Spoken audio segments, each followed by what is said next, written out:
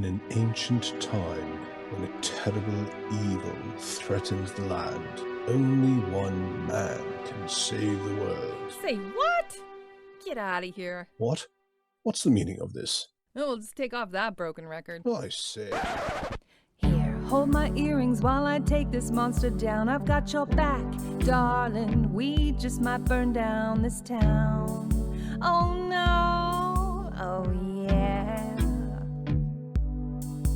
When you're up against a challenge and you need a helping hand, we've got an arsenal of fireballs, steel stilettos, and a cat. Oh yeah. Hi, and welcome to Here Hold My Earrings. My name is Al, and I'm your DM today. With me are Henrietta, Yvonne, Laura, Daria, Sophie, and Ida. Henrietta? Hi, I'm Henrietta. I'm from Norway, and I play Melee, a moon elf wizard. Yvonne? Hi, I'm Yvonne from Canada, and I play Crac Ur, a half-orc barbarian fighter. Laura? Hello, I'm Laura from Germany, and I play Byleth, a tiefling wizard. Thank you for not using your Marilyn Monroe voice. Okay. No, don't. Daria? Hi, I'm Daria. I'm from Poland and I play a tiefling sorcerer named Zenis. Sophie? Hi, I'm Sophie. I'm from Wales, and I play a human wizard named Charlotte. And Ida? Hi, I'm Ida. I'm from Sweden, and I play Lilith, a wood elf cleric. All right. Yvonne? Okay. So we started out by just kind of chillaxing and recovering and talking, and Laura shops a bit and styles her hair and adds glitter to her horns, and the word spell, which I am probably not going to say right, Zekalasi, I think, and sends a message. Dear Urmas, Gauntlgrim taken over by black mold, but we saved king and survivors with cleansed water source. Place needs rebuilding, but is stable. Sincerely, Byleth. Say hi to Conan. Got any news? And it flies off to the library, where hopefully it will reach her in, I think it was like 11 days or something. Can't remember. Crac Ur gives Mealy the bag of holding, and she puts the tube of teleportation in the bag of holding and hangs on to the bag. And Lilith has the necklace of diamonds given to her by King Brunor, taking care that Charlotte doesn't see. And we ask about the crossbow taken from the zombie, as it isn't magical, as determined by Byleth, but King Brunor knows what it is. They haven't made them in a while. There's 2 bolts, extra pressure, twice the normal range, pierces armor, additional damage. You can stick a spell on the first one, and it's kind of amazing. And they made it for paladins so they could preload smite on the first bolt. And there's only 3 dozen ever made, and he's like, how did you ever come by this? And we tell him we came by it by a zombie. And he says, great, that makes some sense. Must have been laying about for centuries, before the mind flayers came. It's a crossbow of spell and smite storing multi-attack weapon. And we kind of think that maybe Charlotte might be able to use it. Zenis asks for a platinum inlaid vial, and King Brunor isn't sure if they've got something like that, but they'll look around. Might take a couple of days, he says, and he tells us to go down into the stores and find whatever we want. And we could just, relight the forges while we're at it. No problem. And he just says, don't take the hammers and tongs, but everything else is fair game. Meanwhile, the page shows up and opens up a sack containing 1 bandolier. I never say that right. And a small wooden box.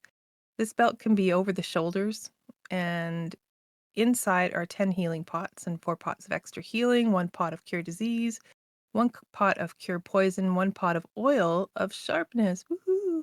+3 to attack, +3 to damage, which is pretty sweet. Meanwhile, some money, which is pretty nice, 400 gold pieces, and he's apologetic that, he can't give us more money, but he gives us a letter of credit, which is useful for trade with Gauntlgrim or any other dwarven enclave. I think it has to be sort of associated with Gauntlgrim, and that's good for 5,000 gold. Meanwhile, we head down to the forges, and Pug is singing his pig song, and we arrive at the forges with the dragon statuette still in our possession. I'm not sure why that was important, because we didn't really remember it. Okay, so we have Quark with us. He looks and looks at everything when Byleth says, come with us to see the world, and he acts super impressed like a tourist. Yes, that's so amazing. There's no fire. There's a bit of lava, but they're all out. and we don't have to keep them lit. It's kind of like a place where you can just light them, and the methane will just sort of keep things going.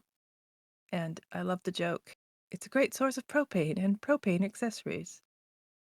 Meanwhile, Mia Lee smells a bit of sulfur, mold, ionized and burnt minerals, but no excess gases. She's not sure if natural gas has a smell, though.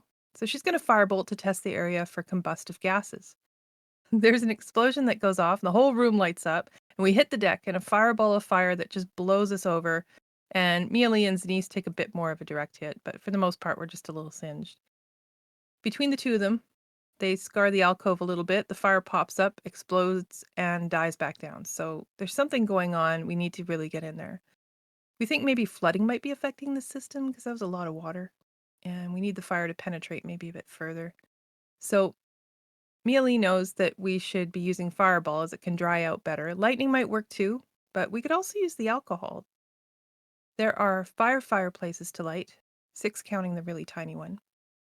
And there's glows of lava coming around the cracks of areas, so you could go and smash it up. So we tried that a little bit, but it doesn't really make much of a difference. So Mia Lee, Crac Ur, and Lilith go and retreat back into the hall while Byleth gets ready to cast that fireball into the back forge. And she casts it, the whole area lights up. It sputters and starts to get brighter and brighter, and as it does, she realizes that it may have restarted. Several oozes appear, as if they've been sort of ejected out of there. So Lilith conjures spirit guardians, and they start creepily swirling around her, causing some necrotic damage to the oozes. Crac Ur takes a swipe with her axe, and oops, the oozes split, and she recalls the slimes from the purple worm incident. Mia Lee shocks them and slips past to the other side, and Byleth keeps the gong show going. Lilith does major damage with her thunder waves. Denise mind slivers some tiny little mines. Mia Lee cooks a few with some magic missiles. Denise goes down, slammed by an over-enthusiastic greeting by the slime, and Lilith throws out another thunder wave and finishes off the ones around her. Byleth keeps the gong show going, and one last gong is successful at removing the last slime. So we managed to relight the second forge and handle whatever pops out. Pug says, "That's some fancy shooting. I'll run back and let him know it's all lit." And then he says he had a second to talk to the master smith who survived, and the vial with the platinum coating for Denise will be ready in the morning. There's magical daggers and quarrels for crossbows and axes and hammers, lots to look at. The king just before gave him this scroll, so it has a wax seal at the bottom of the letter, and it's a writ of permission to travel through Gauntlgrim and surrounding territories. So if we do encounter certain groups, we'll get a pass. And if we want to rest here, we can do that too. It's nice and cozy. And some of their tunnels go down through some fissures, older city ruins. They may have the remnants of other creatures that have moved in, but, he said it won't be any more dangerous than anywhere else. And that's where we left off. Amazing. Thank you very much. Yes. And although the paperbird should take 11 days, for reasons unknown to you, there is a response from Urmas. Would someone like to read it? I can read it, since Okay. I'll probably be reading it out to the party. Drow attacking surface cities in daytime. New technology, eye protection, gnomish inventor. Some ride purple worms. Orc, chieftain? Ally riding white dragon with 2 mercenary groups. Zentrum and another founded by merchant. Silvery moon attacked by floating city. Assault party led by powerful black knight. Broke into vault, took artifacts, left. Ooh. That sounds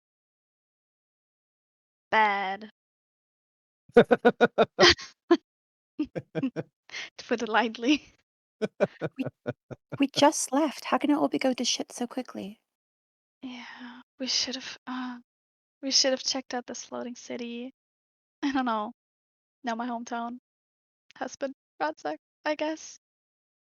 Well, you did just leave, but you also hadn't really been in touch, so things may have been going on for Yeah. a while elsewhere, because Silvering Moon's it's not like 10,000 miles away, but it's not it's definitely like a week's riding at least. So Mm, stuff like that could be happening and you didn't know about it. yeah. Violet And would that, still feel bad. yeah, I think that yeah, was the absolutely. episode where she was, I don't know, just eating loads of yogurts. So she was like, "Oh, things in the sky. That's fine." Wow. Islands in the sky. That is what we are. Okay, so there's your response. And of course, as soon as you read the paper bird, it disintegrates as almost like a secret message. Mm. Yes, you have around you little puddles of destroyed oozes. Very tricky, these. Every time you slice one open, it divides into two, and then both of them seem to attack at full strength, although they aren't as hardy as the original. Ugg has already offered to guide you down into the lower levels. You've got most of your loot on you. Charlotte has finally stopped admiring all the cornicing and the decorations around Gauntlgrim and started to pay attention again.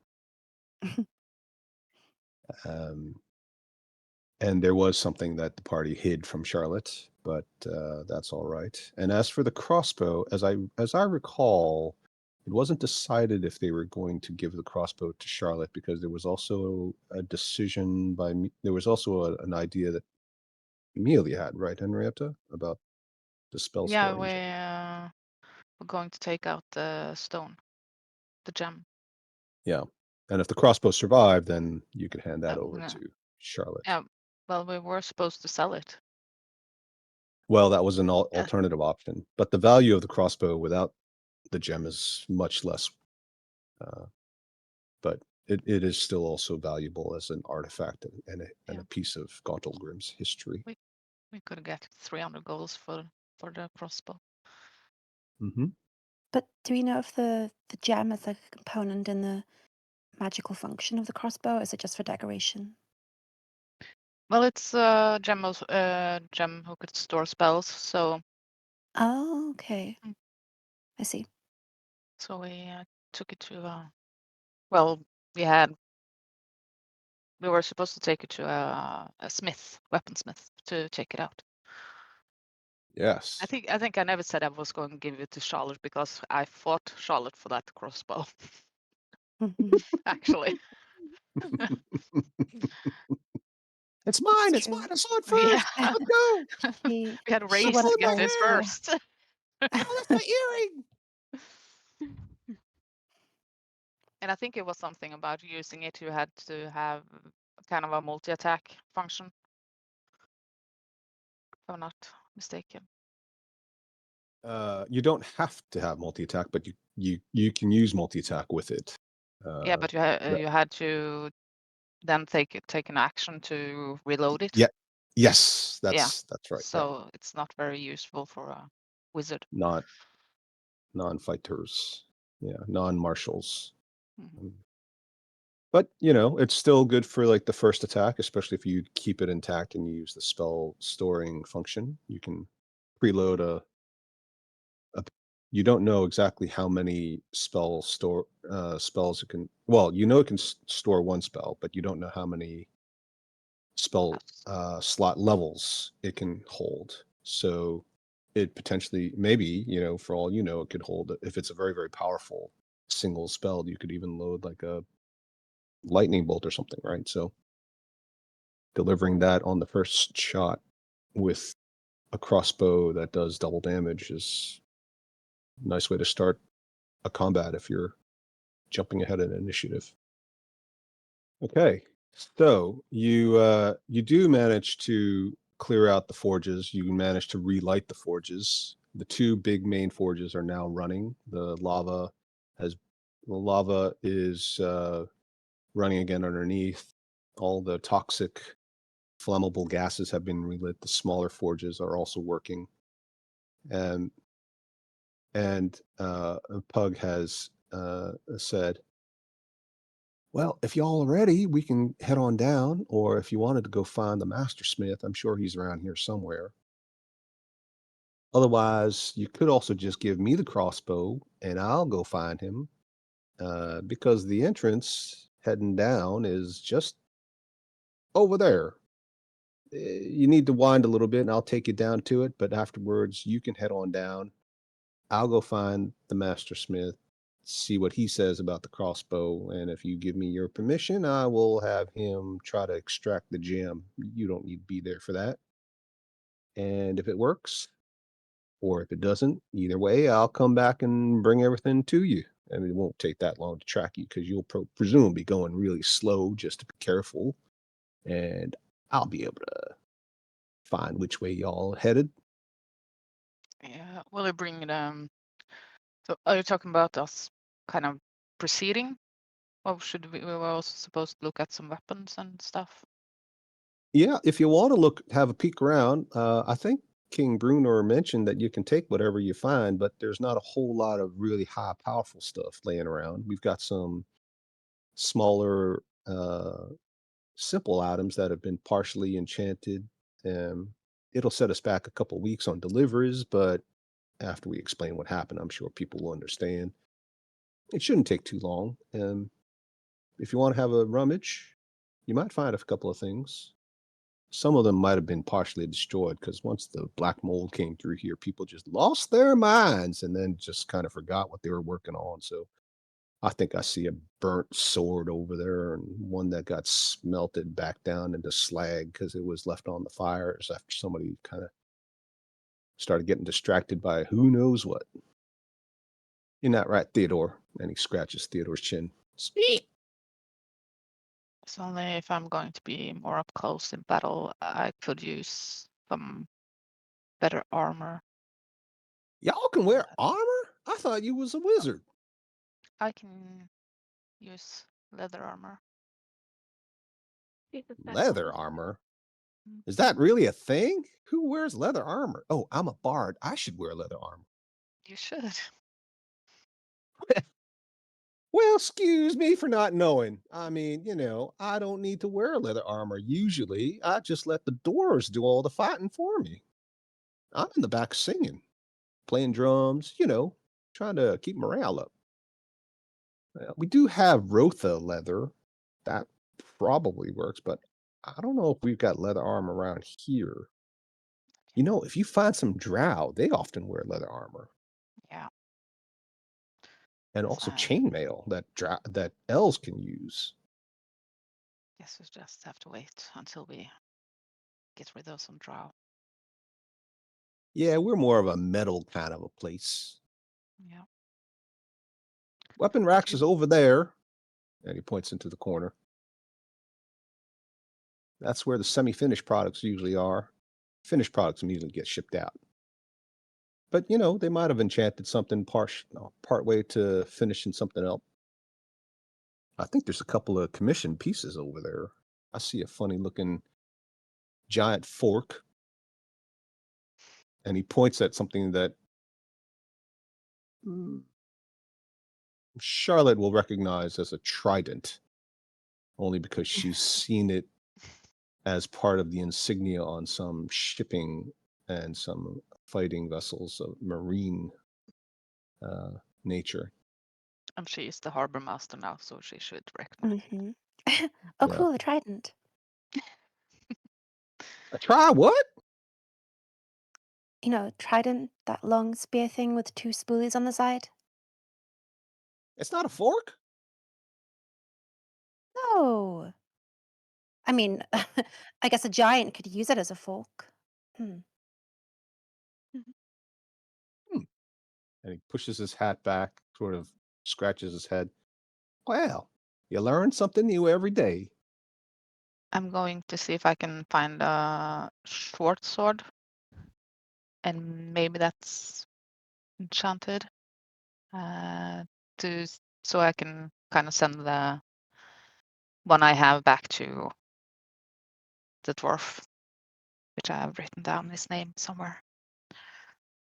Okay. just to see, so I don't have to think about that in the future. Oh, Mealy is so diligent. I'm trying. Mealy will literally borrow a hammer from a neighbor and actually return it. Yeah. Okay, yeah. Well, Mulhorand. Mulhorand. Well, Mulhorand is the group, but yes. Mul. Well, he said it was Mulhorand, and I was supposed to send it to Mulhorand, Neverwinter. That was the address. Yeah. Okay, so go ahead and roll a perception check, because there's lots of piles of things. Some of them are melted slag, some of them have been partially destroyed. The various explosions that occurred as a result of whatever happened before you arrived, plus your very clever attempts to try to set off all the gases in the room before you tried to fix anything else, created several fireballs, and several of them damaged some of the things. They were powerful enough to even damage some of the metal items that are semi-finished. Yeah. So 17 perception.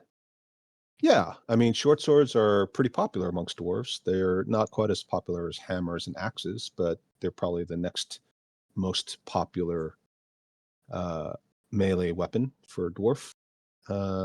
So yes, you do find several short swords, including one that almost looks like a curved scimitar. Now, I'm going to have you roll a D100. Okay. You want high. Well, 49.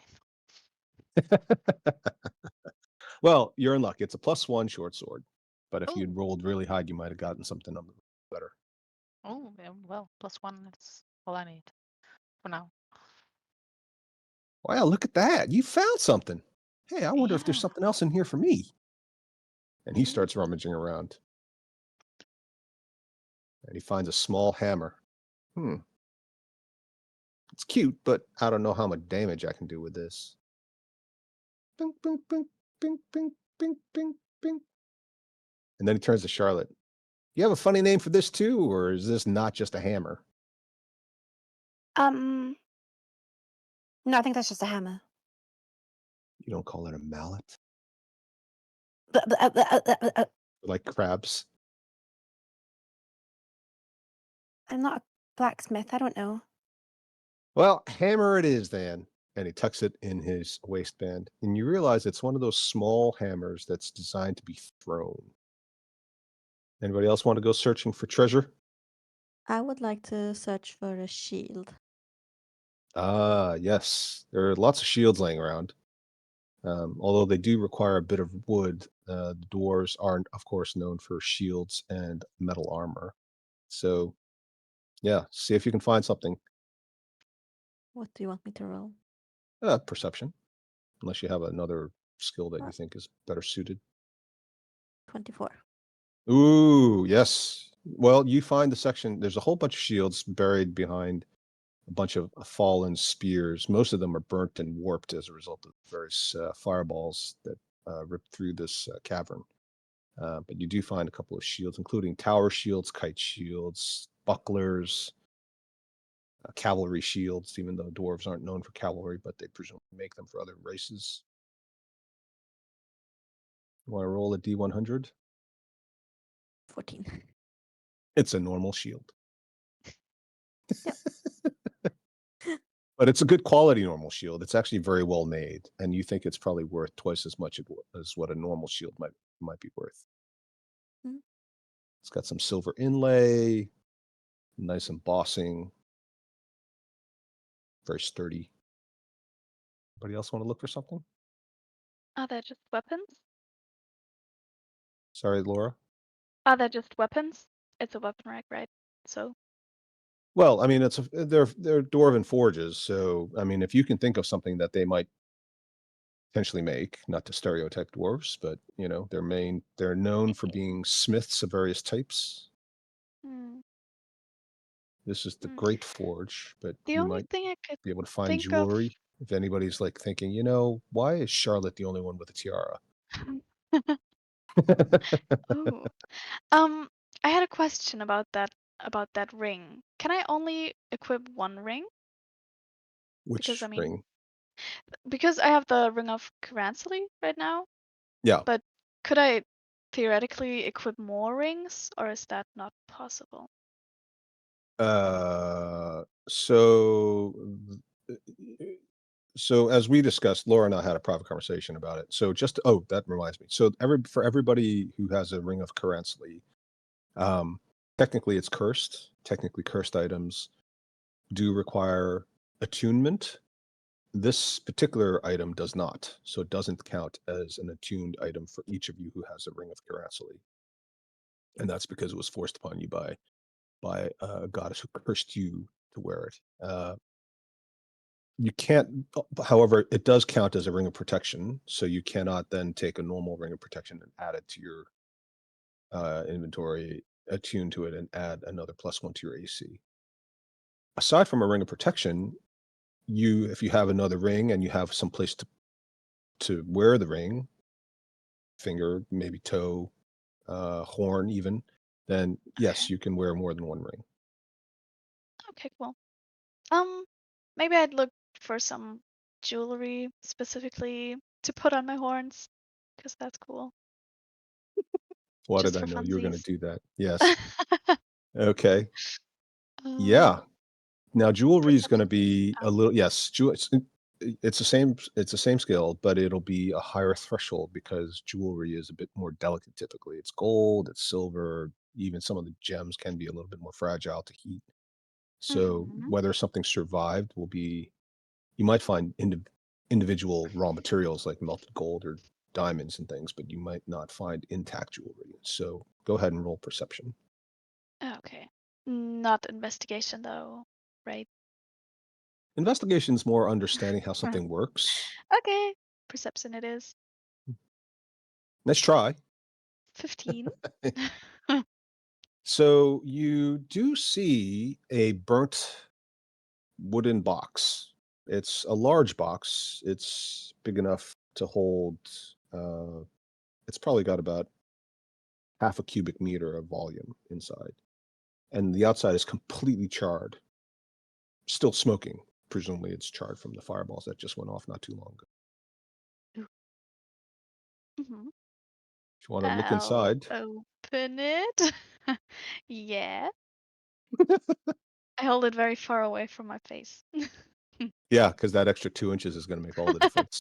Yeah. Okay, you open For my it. mustache at least. Yeah, you open it, and because we've got a lot to cover, there are no explosions following it. Yay. Um, and you look inside, and there are several items that look like they were jewelry. They are melted. So there's cooling bits of silver and gold in little puddles. Looks like it might have been maybe 2 or 3 necklaces or uh, wrist accoutrements, bracelets, maybe even a longer sash type decoration. It's very hard to tell. They clearly, some of the links have survived, so it was clearly very, very finely made. But now that it's melted, it's all kind of fused into one long abstract piece of precious metal. And it's a mix, so it's almost like electrum because it's a mix of gold and silver.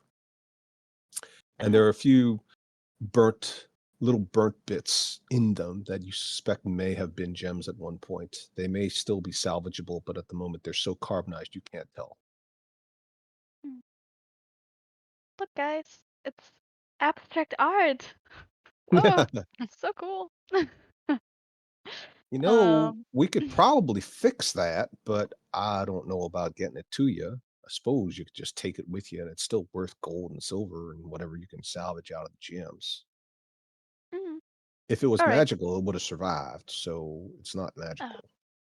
okay. Um, is it heavy? No, I mean so it looks like like essentially it looks like 5 very long strands of spaghetti all intertwined. Okay. So it doesn't weigh more than a pound. It's probably less than a pound altogether with all the stuff attached to it. Okay. Then I'll just take it. And it's brittle and it breaks into some chunks as you pick it up, but they're big chunks, so you can take all of them. So cool. What are you going to do with that, Byleth? I don't know yet. Maybe I'm gonna sell it and get some money or make it into beautiful jewelry, just like the ones you have. Aw. Oh, it almost looks like naturally occurring gold and silver. Sometimes you find gold and silver looking like that. Mm. I once heard a story of a rather dubious Darrow who decided to sell his mineral rights to a cavern that he claimed was his, and he seeded it, using air quotes now, with these burnt bits of gold that he let the surveyors find, and they thought that this was an old volcanic system that had carried the gold in here and then left. And so these were naturally occurring gold deposits. And the buyer was very excited, thinking he'd landed on a gold mine. And of course, he overpaid because it was basically just a normal cavern with non-valuable minerals in it. And Darrow just absconded with the cash. I'm not suggesting you pull that scam, but people do. When greed's involved, people see what they want to see. That is true. Well, I'm gonna hold on to it for now. All right. Anyone else? We've got to get going. I think there's not that much time. Do we have a time for a long rest? Because I won't be able to fight. Yeah, you can rest on the way. I thought we were going to do that already, so you go on ahead and take a long rest, all of you, if you want. Meanwhile, why don't you just give me that crossbow? I'll go find the master smith. He's got to be around here somewhere. Yeah. Probably just got washed down one of the tunnels. And I'm just going to turn to Buddy. Should I take the gem out or should we keep it as the crossbow? It would be much more useful to us historically if it was intact. Okay, I'm going to keep it up as it is, and I'm going to give it back to you when I'm done with my quest. And the look on Pug's face is clearly that of disappointment. Oh, I see. Yeah. Okay. Yeah. If I'm going to save the world, I need good weapons, and this is a good weapon. Yeah, right. Okay. Yeah, I mean, cultural history ain't important. It's fine. Like I said, I will give it back to you. Yeah. Yeah.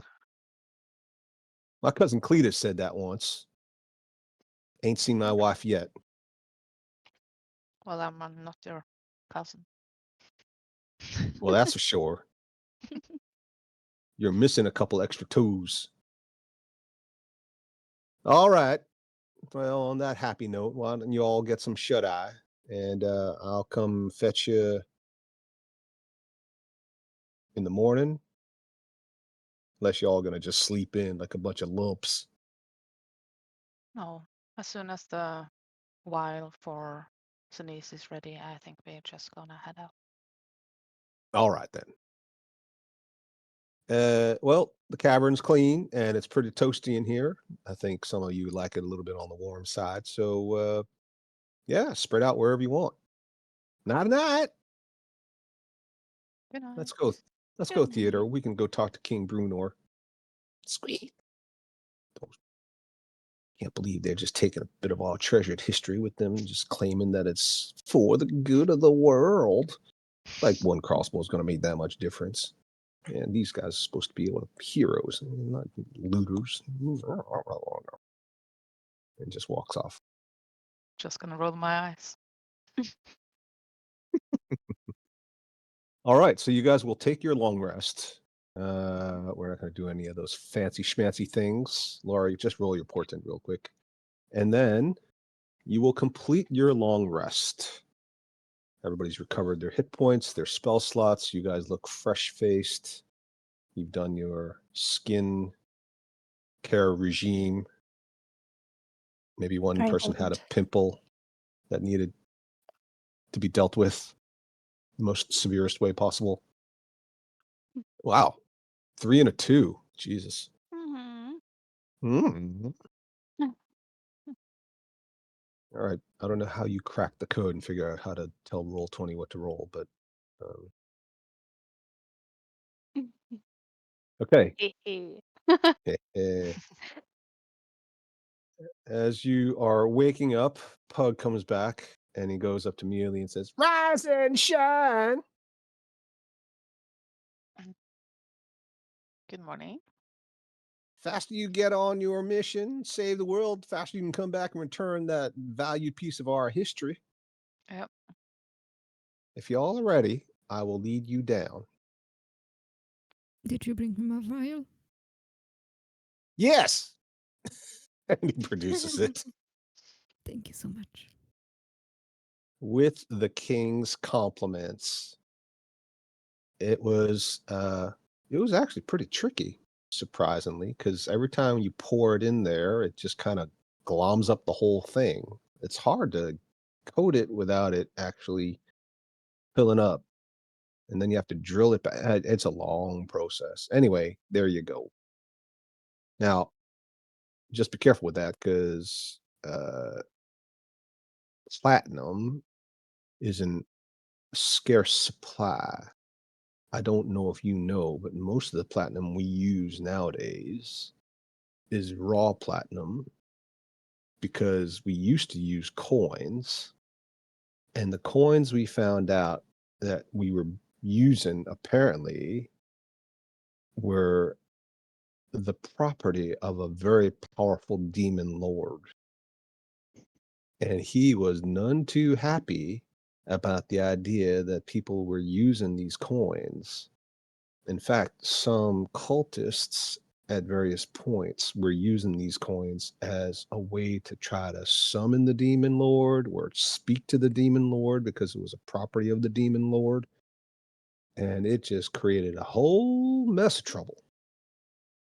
So, uh, we can make another one if necessary with a bit of lead time and advance notice by mining specifically for platinum, but it's hard to find. It's mixed in with palladium and you got to go, it's a whole process. Don't try to use platinum coins, especially ones that have specific figures on them. Good to know. Right. Shall we head on down? Yep. All right. Well, if you'll just follow me, everybody stick together. And then he starts leading you down some winding passageway off to the side. And as he does the whole tour guide thing. And 5,000 years ago, this whole place was just a natural occurring tavern until some enterprising doors decided to move in here after they had discovered that there was a great big elemental living down here. Right. So, uh, I'm going to leave you here. There's a passage uh, just past this curve is going to be a bit of a ravine. You're going to have to walk a tightrope. There should be, well, not a real tightrope, but it's a wooden bridge. Beyond that is kind of terra incognita, as we say, which is to say nobody knows what's there. Somebody does somewhere, but we haven't gone down there in a while. Our surveyors, they stopped because it looked too precarious to keep mining down there, and we had other things we had to do, like reopen up other parts of the city. So good luck. If you need anything, you send us a paper bird or send a runner back. That's fine. We'll find you. And yeah, I mean, it was a real pleasure and an honor to meet all of y'all. Thank you for helping out with Kingdom and everything. And Wish you good luck, obviously, and give us a couple months. I think we'll be ready to join you on any kind of a major assault. We'll get word out to the Lord's Alliance as well. I'm sure the king has that planned, and let them know to start preparing for war. Sounds like from that little message that you read out from your friend there that the surfaces are already being dealt a couple of heavy blows. But maybe if all them drow are up on the surface doing major raids and whatnot, maybe their capital city will be lightly defended. That could be the positive upside for those. You walk around the corner, and sure enough, you see the gulch that he told you about. Curious is an understatement. You guys are at this end. Which end? Wow, this looks fun. Yes. Right. Cool. It's not that big. Wait. I was wondering about that. Oh, look at all the space we have. Yeah, so easy. So easy. Yeah. Okay. It isn't just precarious, it's also rather rickety. I mean, really, it should be even narrower than that, but we'll just leave it at this. How are you guys going to cross this thing safely? I'm not going first. Oh, roll 20 been interrupted, it says. How long is it to cross? You want to do perception or intelligence? Just straight intelligence? Straight intelligence. I can do that. And it might be investigation, but Ooh. 10. it's long. It's longer than you can jump. No. You can't Okay. tell for sure because it kind of slopes away it from you, and at the same time, it's kind of foggy as well, so you can't really judge it very clearly. Someone piggyback me. Well, I I can't do have an idea that should be safe. If Byleth casts Fly on Charlotte, and Charlotte summons the disc, and she flies over with the disc behind, and we sit on the disc, and she can take multiple trips. That could Sounds work. very But smart. does anybody else have floating disc? I have it. But she can only But- concentrate on one spell at a time. Is the disc Yeah. concentration? I don't have it. No. No. Well, then you could technically I could do both, yeah. cast Fly on both, and we can go over in one turn. Sure. Okay. But you have to keep over the bridge, right? Because if it needs, yeah.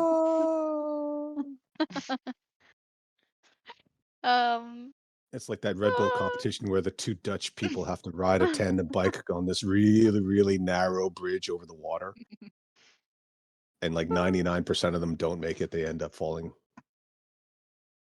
while wearing ridiculous costumes. I think that's the safest option. We can also just risk it if you want to save some spells and just run.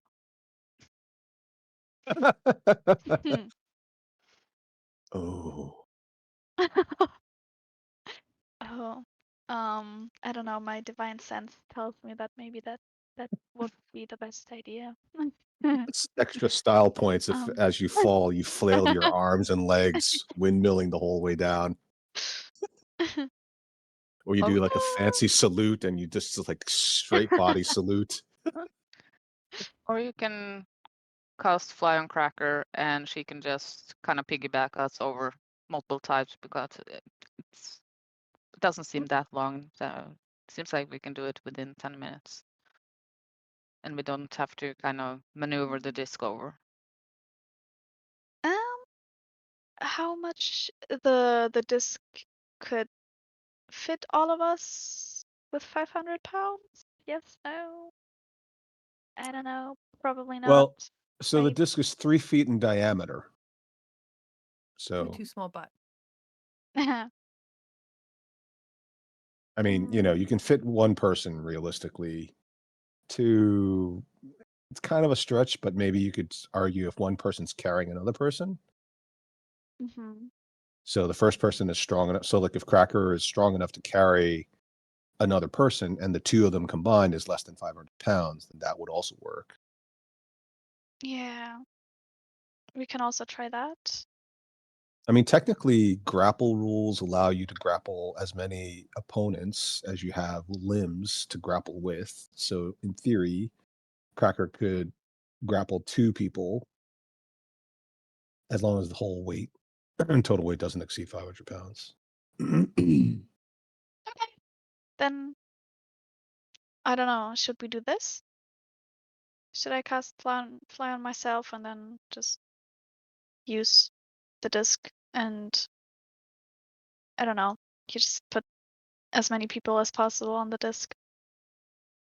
I can also cast levitate, and I can hold on. If you cast fly on Crac Ur, I can hold on to her and hold on to you while she flies.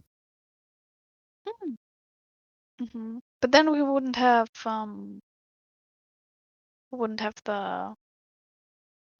the disc, or I couldn't,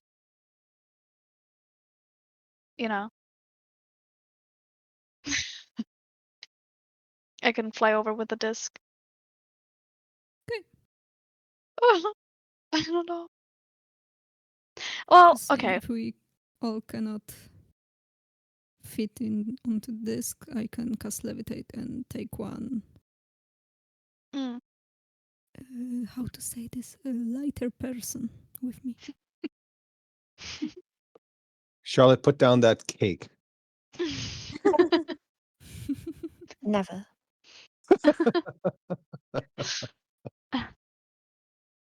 So Okay. I don't know if Crac Ur can carry both me and Lilith though on the disc. I think that's a bit of a stretch. Yeah. I think between Lilith's armor and Crac Ur carrying almost everything else already, it's going to be too No, much to Mia- carry. And Mealy has a bag of holding. And the bag of holding Doesn't weigh anything. no. But no, I but weigh Crac Ur's about got like 345 pounds, I think. Like with all my gear, I weigh about 345. right. So that's only 155 pounds left, which is not very much, especially if you're wearing chain armor No. or whatever it is. What I'm does like Lilith wear? chainmail. Chainmail, yeah. Yeah, but I'm with my equipment and everything. I'm 267. Lilith, put down that cake. I like cake. That's the problem. We all do. Yeah. We all like cake. They make it specifically so that we'll like it. I feel like Charlotte, who probably didn't grow up with a lot of cake, once she starts getting accustomed to the good stuff, she's going to keep eating it. And then one day she's going to be like middle-aged and like grossly overweight. Still beautiful, but just like 4 chins, that kind of beautiful. Like, Yeah, I can see that happening. like Pierce Brosnan's wife. Who? Never mind. Well, James Bond. I'll One of the I'll James just Bonds. I'll just. Oh. How long does fly last? Oh, up to 10 minutes. Okay. So should I? Well, should Yvonne, it I was cast great fly having you with myself? us. I really appreciate Bye, Yvonne. Yay. Crac Ur just jumps into the ravine. You guys are taking too long. I'll see you down there. Why is this so complicated? This was not supposed to take this long. I've got like 4 other maps. Yeah. Okay, I'll just cast fly on myself, I guess, if no one has anything against it. And oh wait, I'll be the Maybe last one. I'll be the floating last disc over first. then. yes. Okay, I'll just cast it. I'll start dancing. and doing the floating disc for 10 minutes. Luckily, Yeah. Pug doesn't reappear. Woo. Is this really the right time to be dancing? And then I'll cast fly. And yeah, Okay. hop on. I take tips.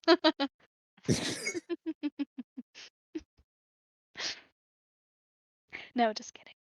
There's the Um, Uber. So you're going to just carry everybody over the bridge, like over, I like mean, Uber. Uber the bridge. Yeah, kind of. Maybe I'll have to go back and forth a few times. Man, I really worked hard on that one. Okay. I also cast floating disc at the same time. Okay. So you've Slay. got 2 floating discs. So how are you going to get over? You Well, want I'll to just go go onto and my floating disc, and then we yeah, have 2 floating discs. Oh my yeah. gosh. Wow. Floating disc train. party. It's like when you're a little kid and like somebody's got like a whole bunch of cardboard boxes and you all get into like a train of cardboard boxes and everybody has to hold onto the box in front of them and then one big adult starts pulling all the kids in the cardboard boxes. But eventually something goes wrong, somebody makes a turn and then everything gets derailed and everybody falls over sideways. That won't happen this time, surely. Let's hope that doesn't happen this time. Okay, so line up, show me the order. Okay, so Violet is flying, right? Mhm.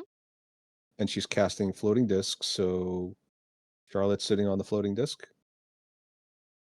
Yes, Okay, and she's casting very floating disc as elegantly. well. Yes. Very elegantly. The posh spice of the group. Anybody else?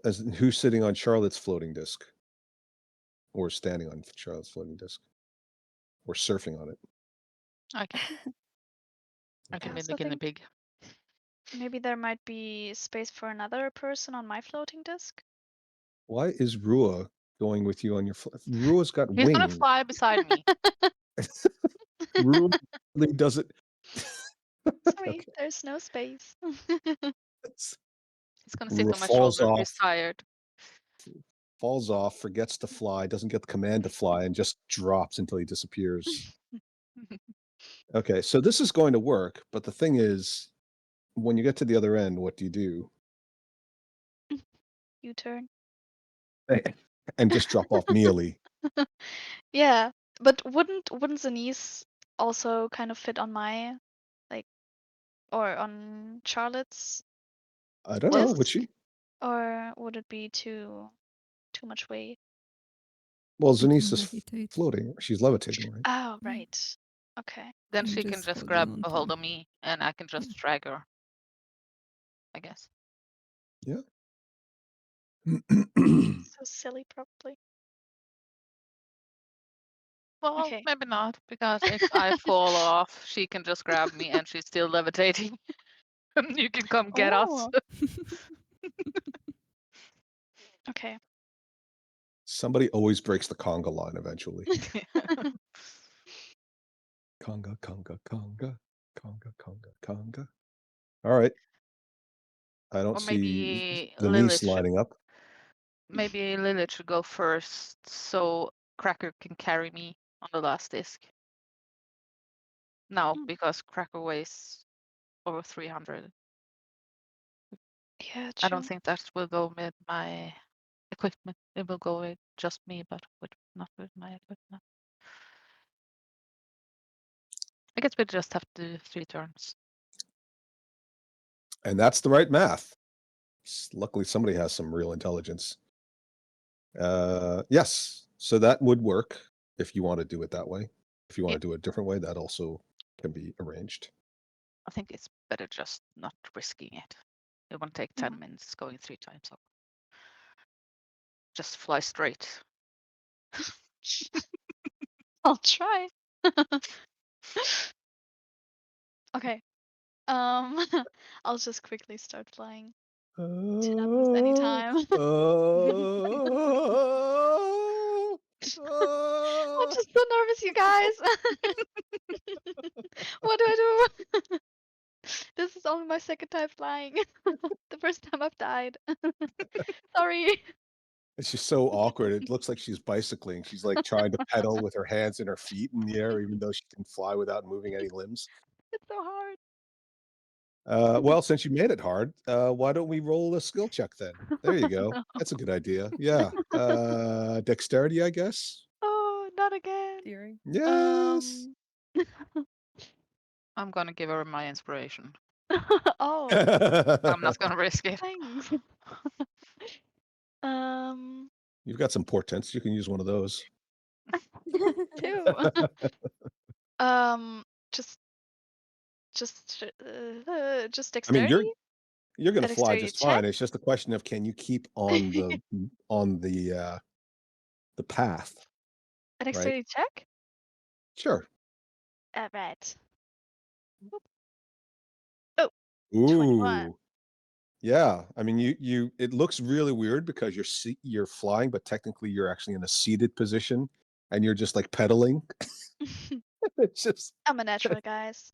Don't and it worry. kind of wobbles a little bit, even though you're really not attached to anything physical. You're just floating in the air, but you just look so awkward. And at various points, the floating disc behind you sort of like leans over to the edge. Charlotte's like getting precariously close to the edge. At one point, half the floating disc is off the edge. She's just like looking over. All she sees is gray darkness below her. Don't worry. The tiara starts to slip off a little bit. No. All right, you get across. Okay. Zenise can alight. She has 3 extra gray hairs now. All right. Get off so I can meet my new passengers. The night is long. Full of terrors. All right. If everyone's safely on the other side, I'm gonna go back. Okay. So you're just going to take one person this time. Mm-hmm. Yep. Okay. Go ahead. This one's a little bit easier, so you'll naturally roll with advantage because you're not trailing 3 other people behind you. Very nice. Boop. Oh, wait. Uh-oh. I never liked you guys anyway. The Cracker can roll a strength athletics check to try to hold on to the thing. All right. 18. There you go. Does she have any words of wisdom, complaints? Keep your eyes on the road.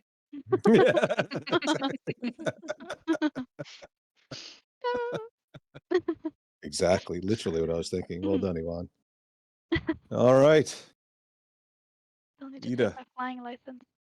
Yeah, you need to pass your license.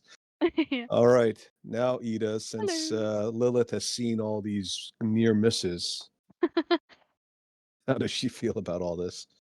Not very confident. Get on. I don't want to die. You won't. Don't worry. Sheesh. That's really impressive. Yeah. Oh no. All right. Give it another dexterity roll. Yeah. With advantage? With advantage, sure. Yeah. 14. Okay, you succeed this time. Yeah. Barely. All right. As you cross the bridge, you realize that actually everybody give me a perception check. Okay. Cracker's like, I don't know. I'm out of here anyway. I don't care. Lilith, because you're so worried about it all and you're so diligent, as you're crossing the bridge with Byleth towing you, you're looking around for all kinds of potential risks, and you notice about 30 feet above you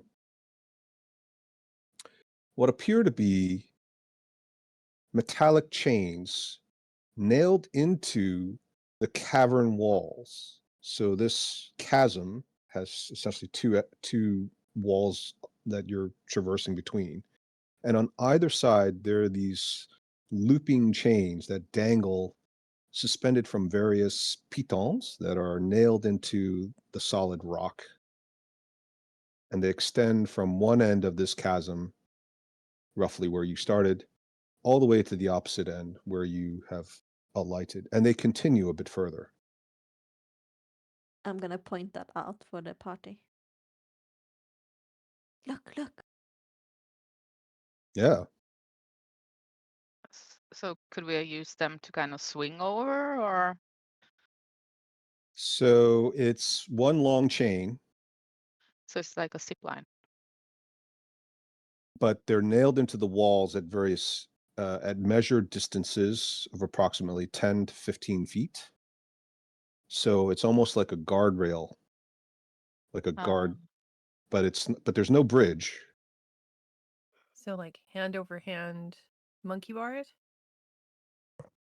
Why don't you roll a strength athletic check? Not that you're doing it. I'm just Okay, good. no. An idea so far. 19. Yeah, well, that's the point. Is you think that you could use it that way, but you don't think because they're nailed into the walls of the chasm. They're very close. You think it would be very clumsy for somebody to dangle from them like that. Plus, incredibly dangerous, right? Obviously.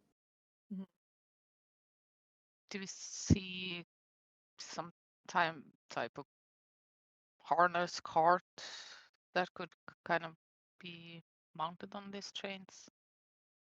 So go ahead and roll perception. Okay. 9. Yeah. So you don't see anything. So just to be clear, I'm going to try to draw it for you because it'll be a little bit more obvious. Imagine it looks a bit like this. So it's attached against the wall here. So you can't zip line all the way across because it attaches into the wall. See what I mean? But it is loose enough that it can sag a little bit. So we could have used kind of crampons and climbed across. Yeah, you could. I'll let you use investigation for that. Although you're not technically touching it, you're basically trying to figure out how it might work. Yeah, I'm not gonna climb up and try. No. 14. You think that it might have worked. You think crampons using that as sort of a guide might work. You're not sure that that's what it's designed for, but it certainly would have. It certainly had a chance of working. But it doesn't have any. There's no way to stop you from falling. So that's the thing that's a bit concerning. Yeah. Well, we're over now, so So over it. yeah. We didn't have to use that, fortunately. Because if we had to use that, I think we would never gotten over. We would never have figured it out how to use it. And we would all fall to our death. Man, I thought this was going to take like 10 minutes. Okay, so good. All right. The path seems clear. Vincent. And it winds away Continue. from you. You continue. Thank God. I'm just going to copy all your tokens to save a little time. And as you go around the corner, you notice that the walls seem to become more and more finished until you reach this area that is polished. It appears to be a giant prepared hallway. It's all carved. It's semi-finished, the sides, but almost in a decorative fashion. And at the end of what seems to be primarily just sort of a straight corridor, despite the fact that it looks like there might be an area here, all this is just a waiting area. There's no obvious entrances. You Everything's see fine. this. Oh, I don't like that token. No, Don't, Okay. I wish I could see. yeah. Can we go back to the dark, please? Yes. So there is a very large, it's clearly above the ground. It's a good 40 feet above the ground. And it seems to have something that looks a bit to Charlotte like a giant octopus. Oh my gosh, it's a giant octopus. Whoa, that's not an octopus. That's an illicit. This might not be the right way. And So- as you approach, oh, sorry. No, that's not you guys. No, relax. Oh my gosh. I can Doing fly. some rock climbing. Your doppelgangers appear and they start combat. That would be so cool. 6 floating squares glowing in the air appear. And you see correspondingly small squares appear on this translucent giant block of quartz at the base of this hallway. I don't like the looks of this. Is this kind of a dead end? Yes, there's no obvious exit from this corridor. This seems to be an empty space, but it's very wide and deep. But based on the tracks you see on the ground, which are not fresh, but they are worn into the ground, even though it's very smooth, it almost looks like possibly wheeled vehicles or things that have been dragged have been brought over there and then pulled out. So you think this might be an area where people stop to do whatever it is they do. The 6 squares float and twinkle. Anybody know what those are? Yeah. For all your magic history stuff? Not really. Could we roll for it? I mean, I don't think Barleth has ever seen such a thing, but the magical nature of it, maybe. Yeah, I mean, you can always try. Okay. 23. So Byleth, with her exceptional intelligence, thinks that this is some sort of a code. Oh. And she suspects somehow that interacting with the quartz block is going to result in some changes in the floating holograms above and in front of her. Thank God it's not rainbow colored. I also thought so. Well, you guys still have PTSD for that one. Okay. Yeah, maybe, I don't know, we have to arrange them in some way. First, I thought they were buttons and we just had to, all press them together with the power of friendship. Oh, that would have been so much easier. Yeah. Why didn't I think of that? Give Can me kindergarten riddles. I Sync. send kind of not totally up close, but a little bit closer to look at the buttons or floating discs, but just see if they have any markings on them? Sure, Just look through his eyes, just kind of sure. up here, Yeah. but not too close. I Okay. don't want him to die again. Okay. So are you using his perception or yours? I'm going to look through his eyes. So Okay. Your perception. Go ahead. let's see. 20. Ooh. So as Rua gets very close, Rua notices that these floating squares, although from a distance they appear to just be shimmering, but essentially multicolored shimmering of nondescript energy, Rua actually sees that they are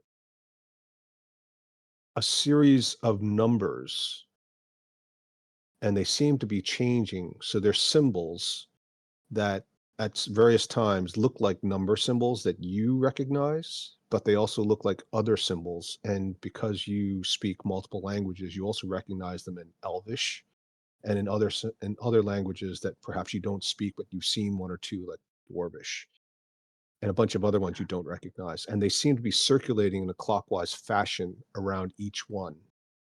And the numbers are from 1 to 10. So the number is changing on each of them, or So it's like is a it just whole it's like a whole string of numbers for each. So imagine each square is just a whole bunch of numbers, individual numbers of different sizes, different writing styles and languages, running around in a clockwise fashion, just like small ones, little ones, big ones, Elvish, Dwarvish, Common, other languages you don't recognize. Presumably they're all the same, and they're all running around, circulating in a clockwise fashion. I'm gonna Different looking tell that. fonts. I'm gonna tell that party. Okay. Can we look at the? Was it buttons here, or was it just sockets? It's neither. It just looks like an image floating on the translucent block, but there's nothing to actually touch. Okay. If I look at it, is it kind of matching symbols? Yes. Okay. Yes. Can I see any kind of pattern from it? Yeah, that's investigation. You're not touching it, but No. that's Can I clearly yeah, can I guide it? sure. Yeah. Okay. Guide. Concentrate. Investigation. 18. So there's no discernible pattern. In fact, it's so random, you think that the whole point is that this is random. But you also think that you also suspect that the answer to all of these may lie in the actual numbers. Well, I've done my part. Now it's up to you. I've got a hammer.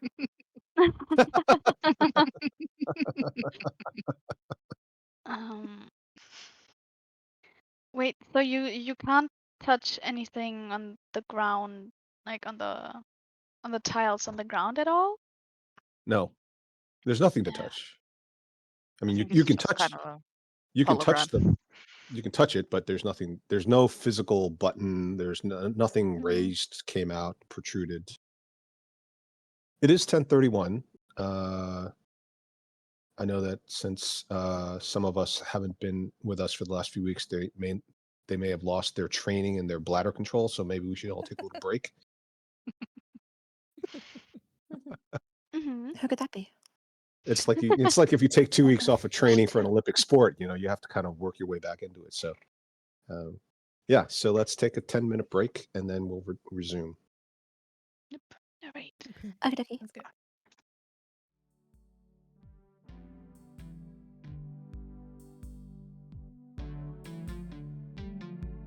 Hi, we hope you're enjoying this episode, and if so, please like and subscribe. And remember, the next time your DM says, roll initiative, yell back, Here. Hold my earrings. Here, my earrings. This is good. I think we only need this take.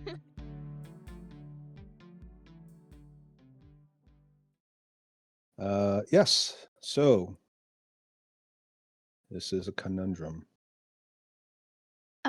So we can't touch the thingies on the ground. Well, you can So touch the block, but there's just nothing. So You think, if as you look at it more closely, you think that the images floating in space are actually light reflecting through the block. So the block is translucent and it's actually transparent in one section. And you think what's happening is that there's light shining up from beneath the block at an angle because it's quartz, and it's actually going through the image that you can see on the block, and it's projecting out above you. Mm-hmm. I don't know, but Sorry. could we press it if we wanted You, to? Does it you look can like touch, this kind of yeah, thing? you can touch the block. It's real. It's not, there's nothing stopping you. Um, Just touch it. Go on, just touch it. should we touch it? Go for it. Maybe with a mage hand or something. I mean, what's the worst that could happen? Somebody dies. There's a portal opening up beneath Crac Ur. Cracker's last words. I told you not to touch it. Degradation. Anyway. Don't touch it. Don't touch it. But how? What else should we do? No, go touch it. Oh, Go Yeah, do go it. touch it. Yeah, Oh, that's do such it. a good idea. Do it. I agree. She says as she pushes, as Lilith pushes Violet forward. Yeah. But I'll cast Mage Hand for that. Okay. Yeah. And there's numbers from 1 to 12, 1 to right? 10. 1 to 10. Okay. Yeah. Which number should I press? What? 8's Six. good. I like 8. 8. Okay. I guess we'll do 8. So you're pressing one square, is what you're saying. Wait, what are you doing? I don't understand. I can't press all of them.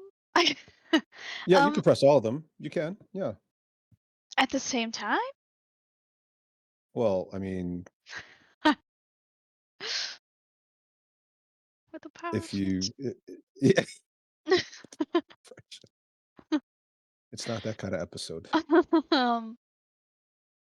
don't know. I thought I'd just touch one and see what'll happen. For now. What are you touching exactly? The tile on the ground that's Okay. projecting an 8. Yes. So they're not, so there's just a bunch of numbers running around. It's like a string of circulating numbers running. So the whole square is itself made up Right. of these circulating floating numbers, and the reason why it looks like it's shimmering is because the numbers themselves are bright, and then there's like a little bit of space between a bunch of numbers, but it's like 4 or 5 numbers all jumbled together. It's like it's like a giant, it's like a waterfall, but going in this clockwise fashion, comprising holographic numbers. Okay. There are That also makes just 6 sense. tiles. Okay. Then I just touch the one on the far left, I guess. Or my mage hand would do that. Okay. And nothing happens when you actually touch the thing.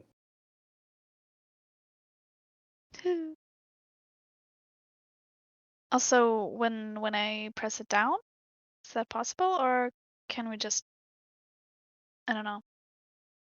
So you touch the block, and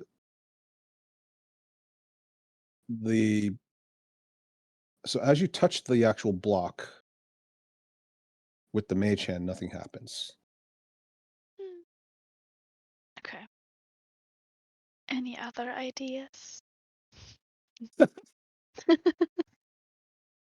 Ooh, boy. I may have Try made not this one too difficult. Yeah. Sorry. Try and touch one of the blocks in the air, the cubes. Mm, I'm gonna move around. okay. I'll do that. Boop, boop, boop, boop, boop, boop, boop, boop. Go ahead. Position yourself. Well, I guess it's my mage hand that would be doing that. Oh, I don't know if 30 feet would. it's more than 30 feet. Then we need You're still better, flying. You can still more fly. equipped mage hand. I mean, I'm scared. What is going to happen? Mm-hmm. You'll be But Charlotte, fine. don't you have like a super cool mage hand thing that's totally better than mine? I mean, it's true. It is objectively better than yours, but I don't know. I lack your formal education, Byleth. I don't know if my intelligence is really up to the par. So, okay, Sorry, Vaughn. I had this great thing lined up for you, but I should risk my life apparently I've given because of everybody PTSD that they don't want to. This great final adventure. You might have to come back in a few weeks and do a cameo. Just Okay, I'll just fly up and touch the same one that I touched on the ground. so the left one, the one all the way on the left. So as you do, the shimmering stops, but it stays like so. As it's shimmering, it's basically like some lights are going around in the clockwise pattern, creating the square, and the lights stop and the numbers freeze, and they just sort of pulse. But the sort of circulating shimmering stops, and individual numbers just pulse. What numbers? Like just the ones. It seems random, Numbers. but they're just Okay. pulsing. It seems like you've interacted with it, but it also seems like it's waiting for something. I give you all a very confused look. 18 intelligence, my ass. What does Just mean? keep pressing him. Again? Sure. Okay, I'll press it again. If you press it again, then it just starts shimmering and circulating again. Press another one. Yeah, I guess. Um, okay, so I'll make this one stop and pulse, I guess, and then I don't know what would happen if I click the one next to that immediately. If you do, that one stops circulating and the first one goes back to circulating. Oh. Mm, how, what range are all of those? Like 25 feet? Yeah. Okay. Um. Hmm. And you now notice as well that there's actually a chain there as hammered into the wall behind it. Mm. And because you're at that level, you can see the chain also extends all the way back. This one's a much finer, smaller chain. It looks like it might be made out of something shiny, but very, very finely made, maybe silver or something similar. There's a chain here too. How interesting. I don't know. Can you pull on it? I guess. Can I pull on it? The chain? Yeah. Yeah. Go ahead. Boop.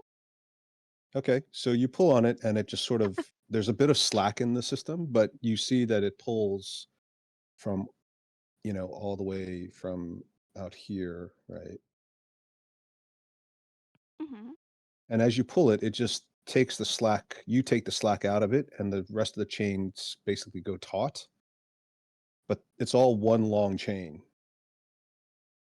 Well, And those of you who can't quite see it, it's so far away and so fine that it's almost impossible to see. you can sort of hear it kind of dragging through the piton loops in the walls. Just like a very soft whisper. It's not a heavy chain. Can you try and use your mage hand and your own hand to press 2 at once? I don't know. I'm thinking we might need to press all of them at once, but I don't know. I'll just okay. For now, I'll just try to push 2 of them at the same time. The mage hand doesn't interact with the holograms. Okay. Maybe you need to press them in a specific order.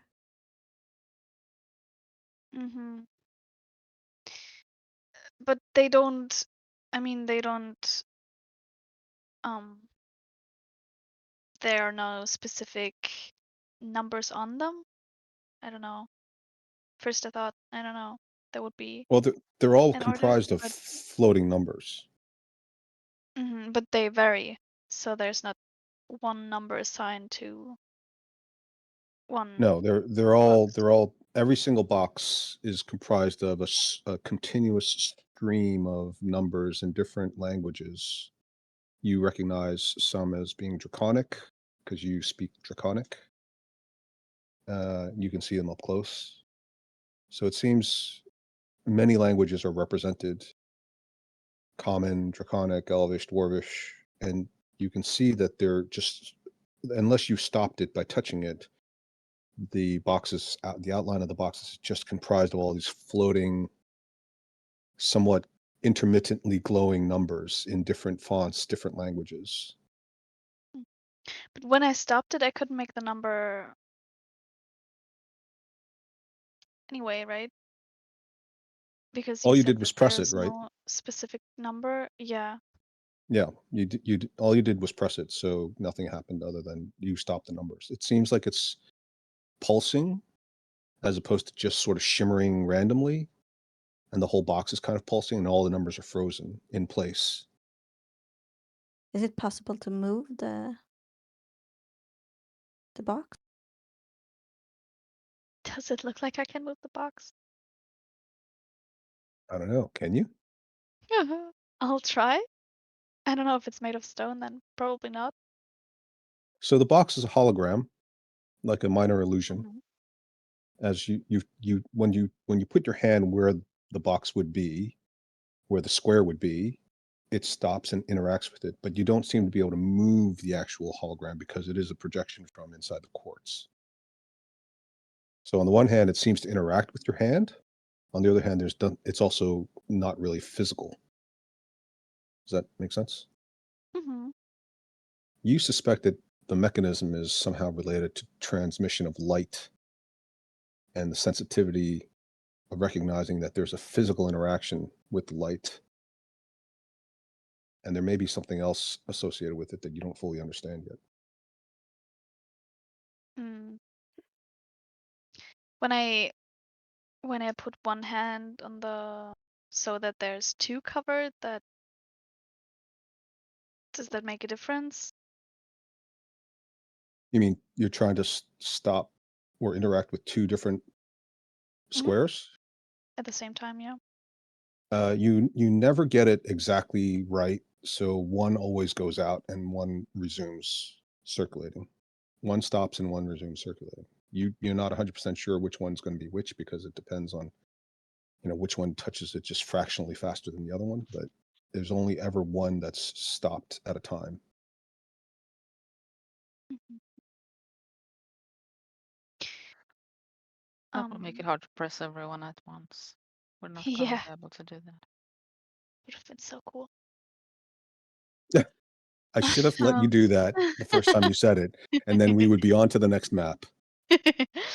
Um, The so that power has of something friendship to do with indeed. light, I guess.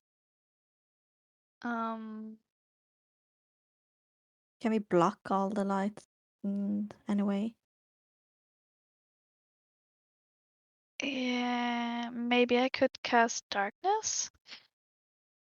I don't know. Should I try to cast darkness? Maybe disrupting the light. somehow? I think it might be interesting. Give it a try. Okay. Maybe you're flying. Yeah, I'll go Uh, back to the ground. Or Do you have Zenith. much left on? Yeah. Do you have much left on the fly spell?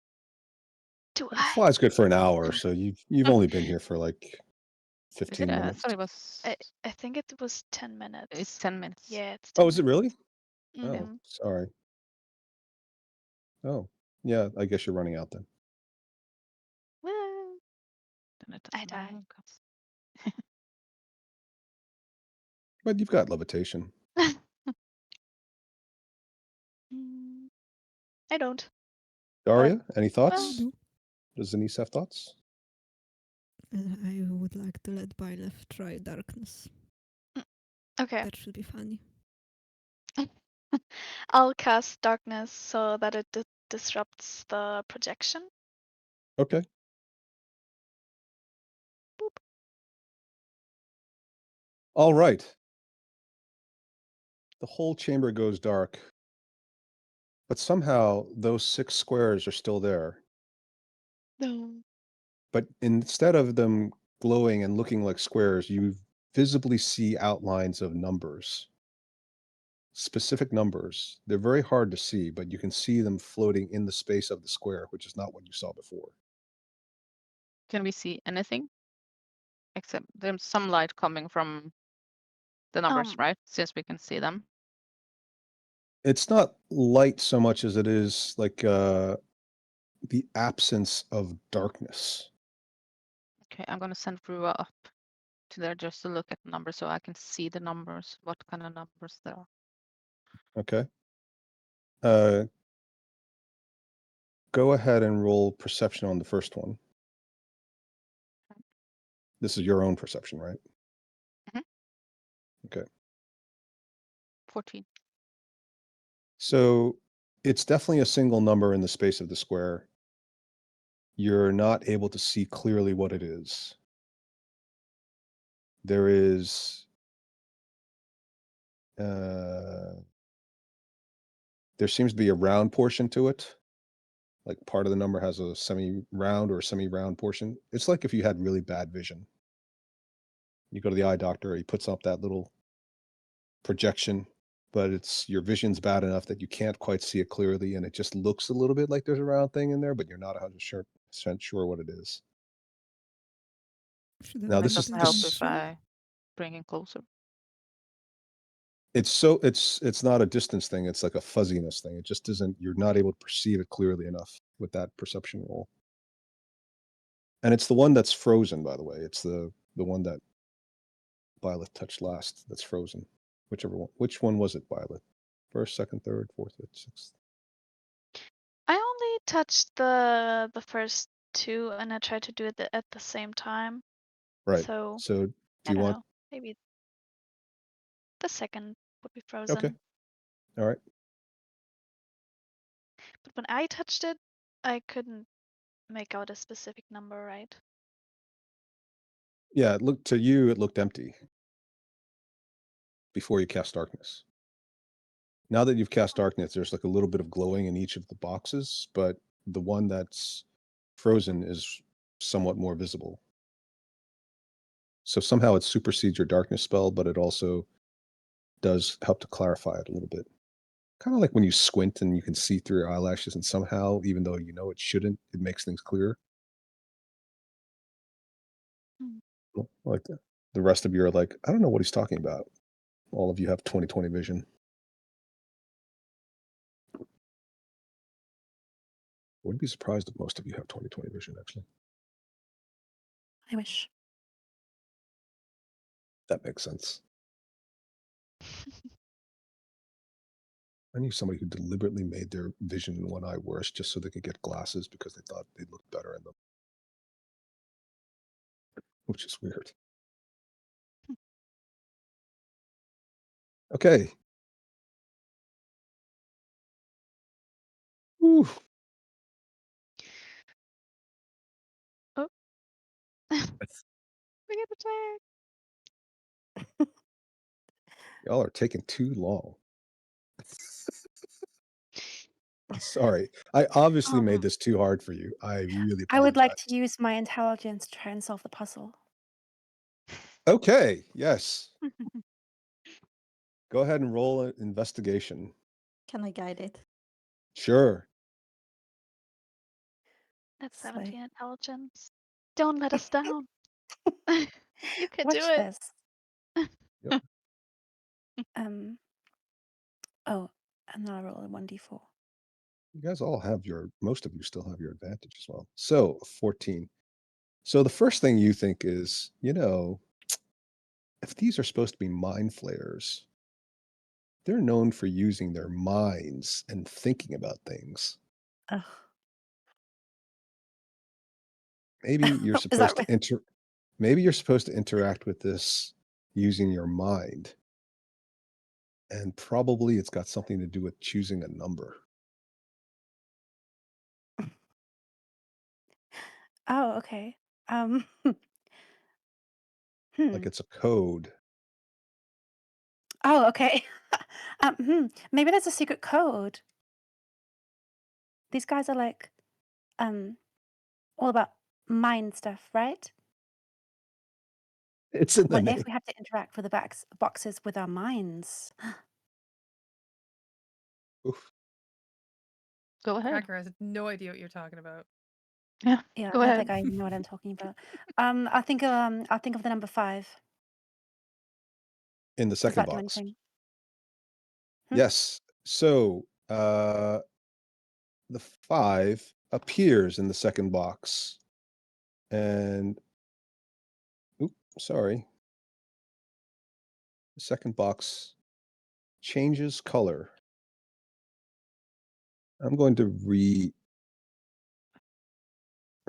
reveal the room so we can all see it. Since I actually went through the trouble of making little different colored boxes. It's a different color. It's more golden, but it's still kind of bluish as well. And the 5 stays there. And then the rest of them start circulating a little bit faster. Is that good? I don't know. Keep going. It looks different. Okay, I'll think of the number 1. For which box?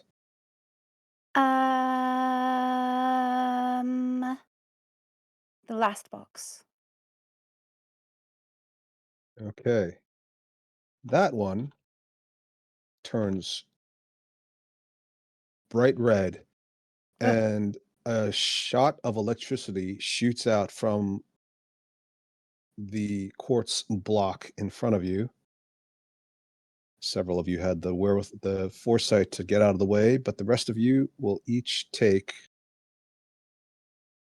3d6 damage. You can roll to evade it, and Cracker can do it with advantage. So it'll be 8 points of lightning damage if you fail. Are we doing a Uh, deck save or something, or just a d20? Dex save. Yep. Okay. So Cracker is going to take 4, and the rest of you will take 8. That Okay. includes there you go. Yeah, okay. And so Sophie Charlotte will also take 4. Yay. I think you are wrong. Oh. Go out of the way. yeah, sounds great. I'm gonna go over here.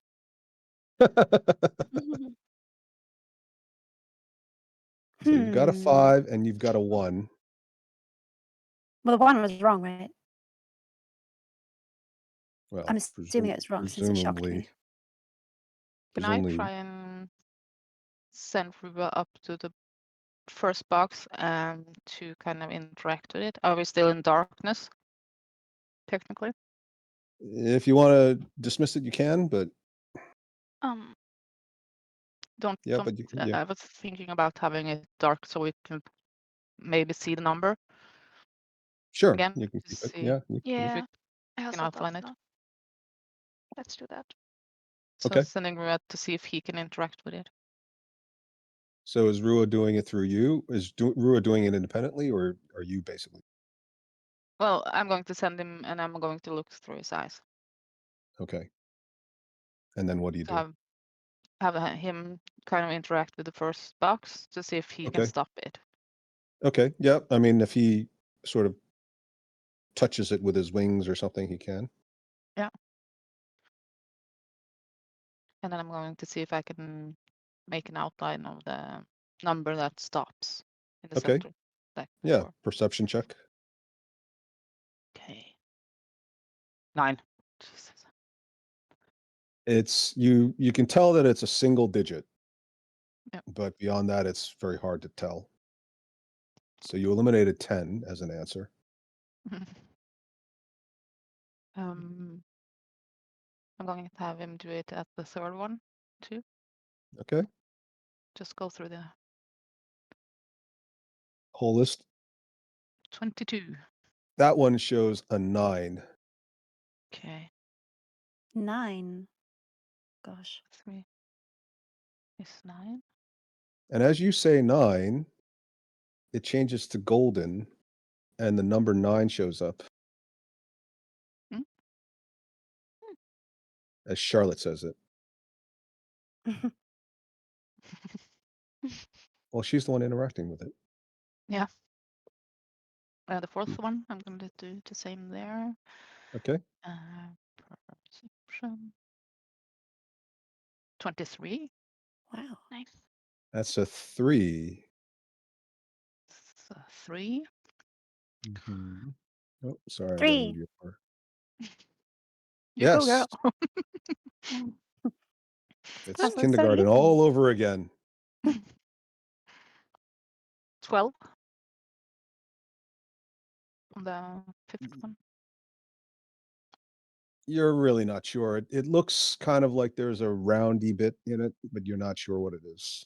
Okay. Roundy bit. Right.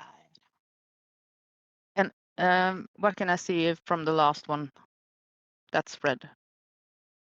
Yeah, go ahead. So is it red now? Is it kind of having the same number in it, or? It's still red and it's still got a 1 in there. Okay. If I press it, will it change? Will it go back to? Yeah, it resets to Credit. blank, but it's Okay. frozen. 13. It also isn't clear, but it also looks like there's some semi-roundy bits or roundy bits. Okay. Oh dear, I guess I'll just have to guess, won't I? Unless there's some kind of pattern between 5, 9, and 3. So the second one is it gold like the two next ones, or? No, it's not quite as bright and not quite as shimmering. Right. So Well, could the roundy bit be a 6? I remember Byleth was trying to teach me how to read, and I'm pretty sure it's like the upside down 9. you're correct, Cracker. That's very good. Okay, sure, that's a good guess as any. I think 6 for the 5th box. 6. Okay. It also turns red and another blast of electricity shoots out. Sorry. What the track? For Charlotte. Go ahead and roll another deck save. Oh, critical failure. Oh, yes. Okay. 7 points. Lightning damage. We could have someone else go up there and see. Yeah, poor They can- poor Sophie's getting all the abuse. That's what happens when you miss 2 sessions in a row, Sophie. Yeah. Gotta pay your dues. I know, I'm sorry. But I'm kind of. Byleth, come on, it's piggyback time. Sure. It's what? Piggyback? Piggyback time. Oh, Yeah, I'm gonna go there with her. okay. That I have a good perception, but sure. You're smart. Thank you. Okay. Let's check this one. Okay. All right, perception? Oh, you're trying to guess. You're trying to see what the number is. Yeah. Yes. Okay. Can we do it with advantage since we're 2 people? Tiefling power? Since otherwise we're never going to get to the next bid, then yes. Yay. Poor Yvonne. Oh my God. It's This is definitely so not funny. 10. I'll tell you that much. And in fact, it's not 1 either. You're sure there's no straight lines in it. Mhm. I think it's a number, guys. Well, You're you've so eliminated smart. 20% of the options, so That's pretty It's good, not actually. 1 and not 10. well, Did you you say guys never no played straight lines? Yeah. Never played what? There's like there's no like straight single vertical line like a 1, which would eliminate Maybe 1 and 6. 10. You're guessing 6? No, I'm just telling Charlotte, but don't do it now. Oh, are you sure? Yes. 6 or Don't 8. do So you're it now. sure that I'm you don't sure. want me to guess the number 6? 6, No. and it turns red. No! Thank you, Sophie. I love you. That's terrific. And a lightning bolt shoots up, but this time it gets all 3 of you because you all are Yay. standing right in front. Yay, the power of friendship. There you go. That's what you wanted, right? There you go. I need that. 3d6. Okay, 14 points. Oh, shit. That's not going to pass. That's a fail. 11, 3. I rolled before. Does that count? You rolled a 21 before I rolled it. Yeah, that's sure. Okay, fine. So you can take 7. Yay. The other 2 take 14. Well, I don't think it's a 6. It's not a No. 6. I'm just gonna float down. Bye, Charlotte, move out the way. I think I Okay. need glasses, guys. I'm sorry. Well, Can you Charlotte, can you interact move? with it? Oh, yeah, Yeah. yes. Move and interact, maybe. It shoots in a straight line, right? It shoots The roughly in front lightning. of down the middle of the corridor. So standing off to the side seems to be a good way to avoid it. I'm going to guess the first one too. The 2 is also not correct. It shows up red again. And this time, because you're standing off to the side, it's going to follow you. Of course. And so pretty much everybody on this side is going to get blasted. Go ahead and roll dex saves, all 4 of you. me too. I stand a bit, Yes. you know. Yeah, well, I know. But it's not just one tiny little line. All right. Yeah, the barbarian with the most hit points manages to save. The rest of you will take 5. Missing 1. 17 doesn't save. Oh, sorry, I didn't see that you rolled first. Yes, that saves. 5 will save. So you get 5 I'm there. gonna move. It's like this. It's like when some weird guy at the party, like who smells bad, kind of stands a bit too close to you, and you're like, you know what? I'm gonna go talk to my other friend there.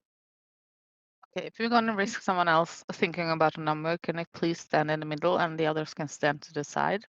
You know that if it guesses wrong, there's a beam coming. So maybe just one of us gets hurt and not everyone.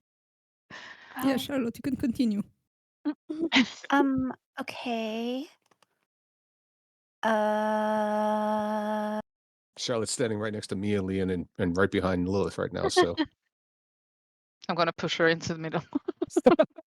Over here. Go to the middle. okay, I'll move back a little bit. Okay, so The 5 is like a subdued kind of gold. Would it be logical for Charlotte to assume that that means it's not completely correct? Not completely correct. Yeah, go ahead and roll investigation. Can I guide it? Yeah. Sure. And then a D4 here. 10. Okay.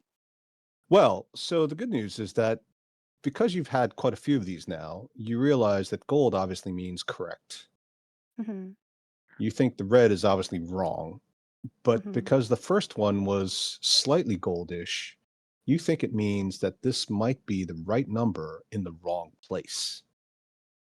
Ah, wow. Oh, right number in the wrong place. So there's no 1, 6, or 2 because those boxes are completely red. Okay. Hmm. I know that the 5th and 6th are a bit roundy. I saw that through. A 5's kind of roundy. Yeah, it 8 is is. also roundy. An 8. Yeah, but we also know that when we get it in the wrong place but the right number, it doesn't shoot lightning. So we can actually try both of those last ones, I think. Oh, you're so clever, Mealy. I'll 5 for number 1. 5 for the first box. Yes. Okay. So the 5 appears and the box turns gold. Oh, Yay. Nice. but we don't know if there might be more 5s. Okay, sure. I'll Also? try 5 for the last box too. But hold on. Hmm? It turns slightly gold blue. Slightly called blue. Well, the same one as the second one. Hmm. This is like a Wordle, just with numbers. Yeah, Yeah. Oh my gosh. it's In just fact- brute force. In fact, this game precedes Uh. Wordle. You guys Yeah. never played this game when you were younger? Mm-mm. Maybe. What is Huh. it? What's it called? Mastermind. Never heard of it. Yes, I have. I'll guess 5 for the 5th box. And that one turns gold. Slay. Okay. But Yeah, we they're also on a know that. now they're on a roll. Yeah, we know that the last one was also semi-rounded. I'll It guess had some 9 for the last semi-round box. bits, so might be a 3, might be a 9, might be 2. No, 2 It can't. can't It be can't 2, be right? 2. No, Because it because that turned was red. red. Yeah, Yeah. that was red, and it's not 6 because that's what also red. So I can try 9 if you like. Sure, it's definitely red. Okay. I'll guess 9 for the last box. Or think 9.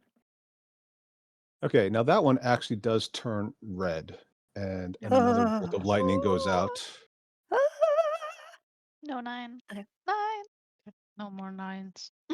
So go ahead and roll your save. All right, 12. that's going to be 10 points of lightning. Oh, guys, I don't Charlotte's feel so good. Charlotte's hair is like standing on end. Oh, It's no. like smoking a little bit. I'm going to drag her off to the side and say Take a that I break. can take over. Oh, God bless you. Oh no. Okay, so I'm going to try the last one again, semi-rounded. So should we try either 3 or 8? Maybe 8. 8? Okay, I'm gonna think 8 8. on the last box. On the last box? Yep. Okay. That one turns partially gold. Okay. Then I'm Yes, going to it'll- think on the second box and think 8. And it turns gold. Okay. And semi-rounded 3. And that also turns gold. Yay! Yay! And I'm going to back up Yay. just in case some mind flayers come pouring out of that freaking hole. That's gonna be her. And you see the boxes disappear. And in fact, the whole space starts shimmering around all of you. Got to get rid of all this extra text. Sorry. Otherwise, these floating numbers are going to be really distracting.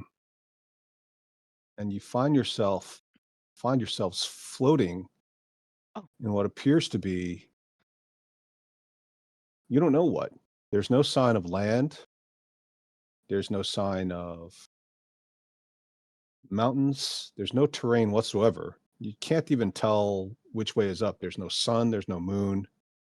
There seem to be a lot of stars and other things that you might find in the sky. But all you see as a reference point is what appears to be a large city. But the city also seems to have no up or down to it.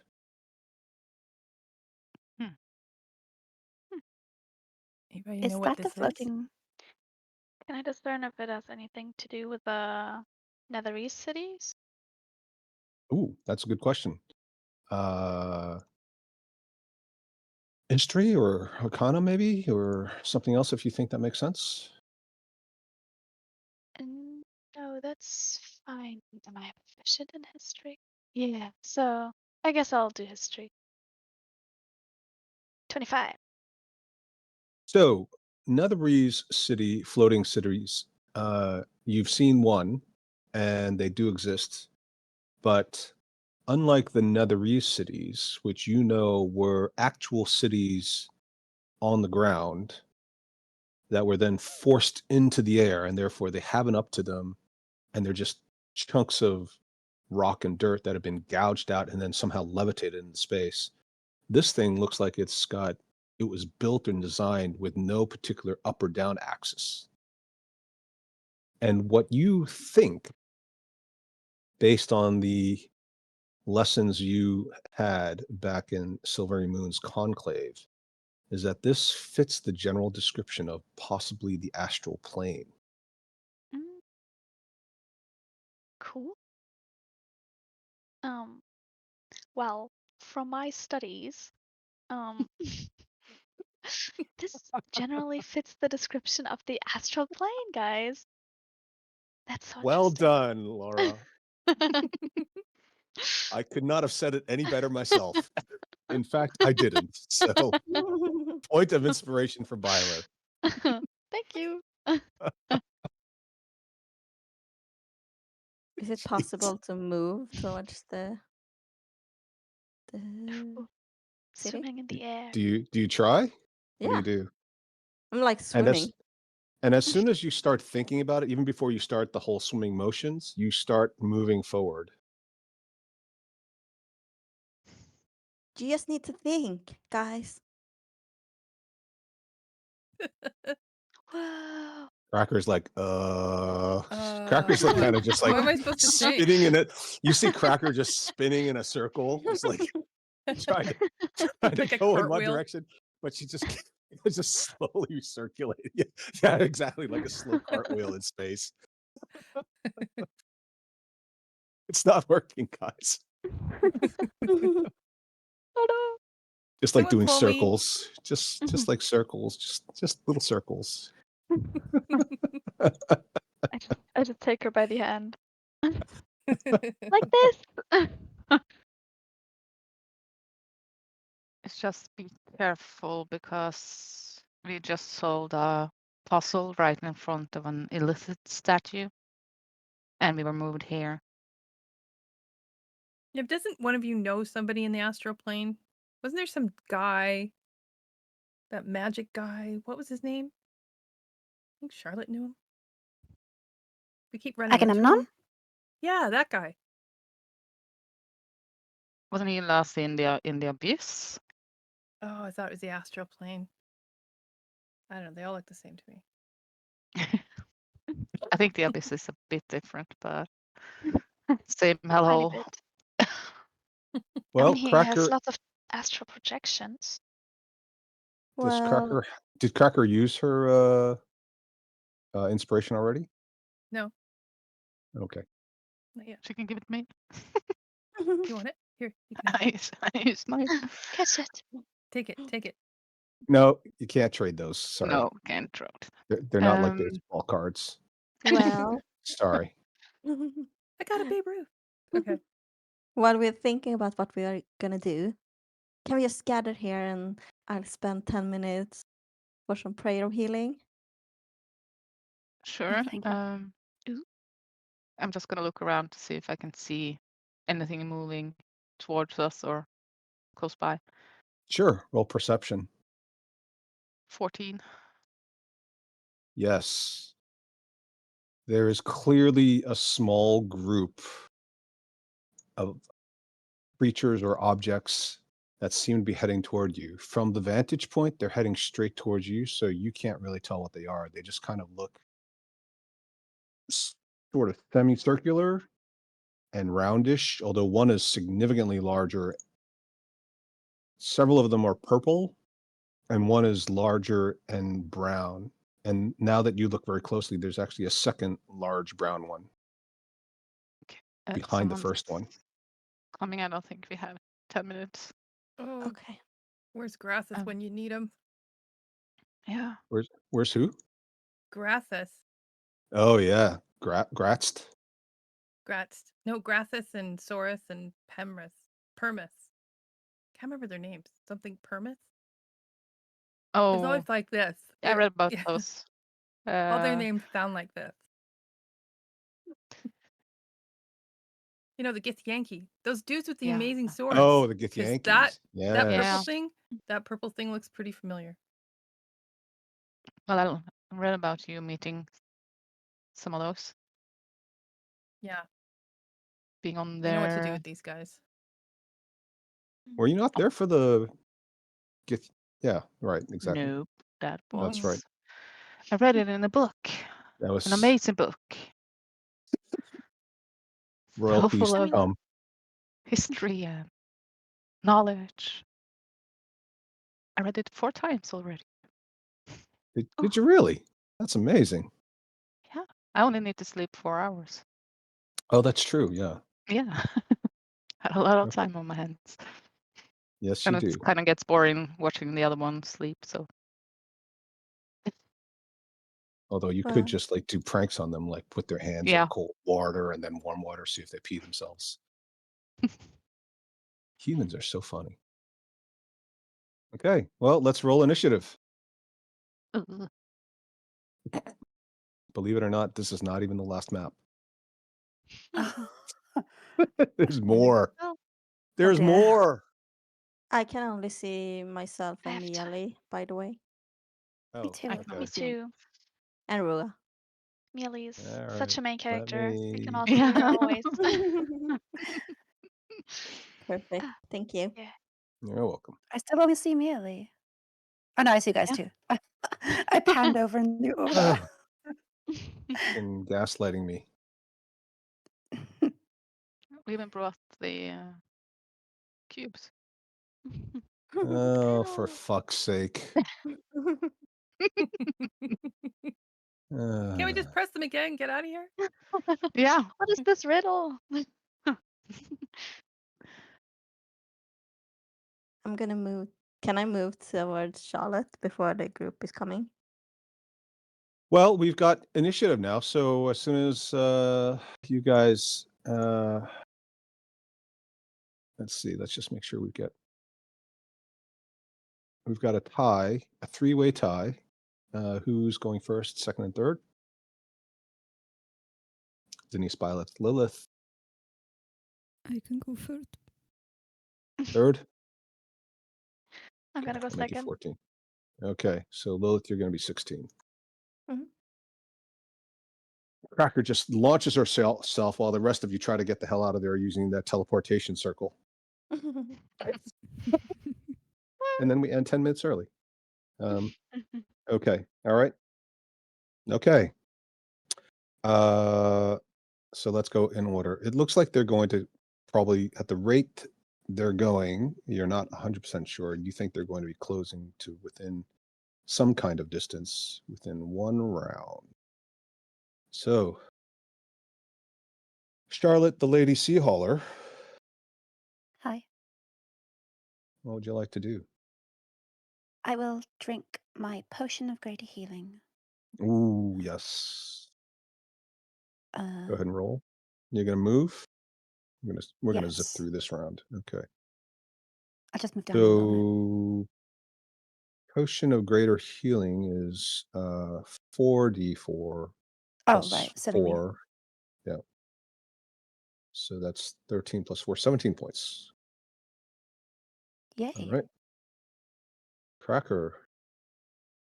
Crac Ur's gonna pull out her Githyanki coin, silver coin, Oh, and sing a little quietly, but then remember that they told me not to sing. But little sword, little sword. Hey, Githyanki's, man, we've got some illicits on the loose here, and they look like there's probably more than, what was it you wanted us to find? 10?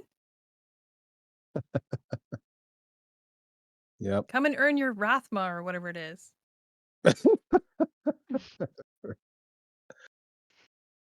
Wow. I forgot you had that.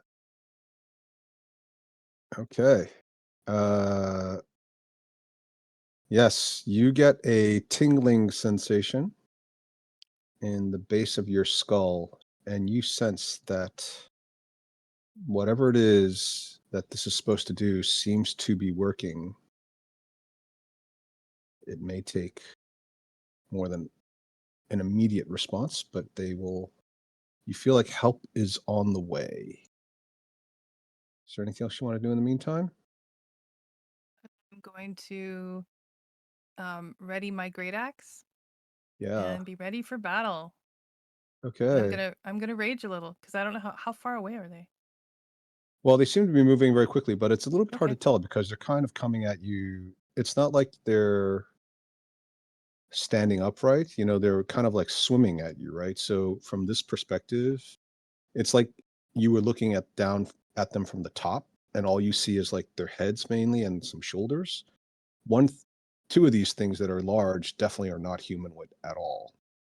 They're kind of big and bulbous, and they seem to have very large bits sticking out of them.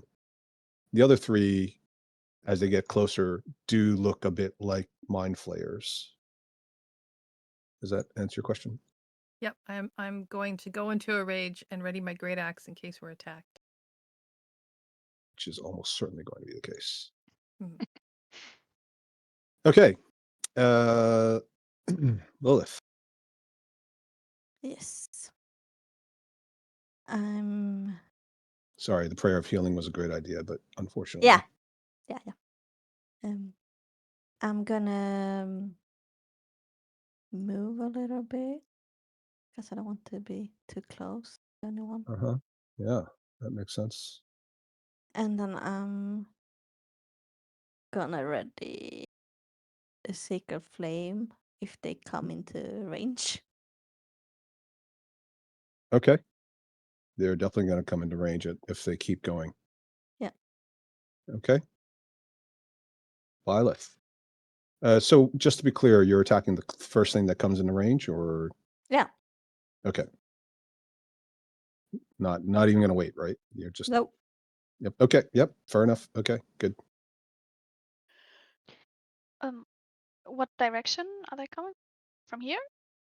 Or They somewhere are else? coming from. So it's a bit hard because it's a bit directionless, but you Mhm. can imagine that there's kind of coming. It's not exactly. Perspective is really weird here, right? Yeah. So there's no real up or down, but relative to this fixed point in space, which is the city, they're coming from more like above you Okay. So, Well, I'm gonna move here.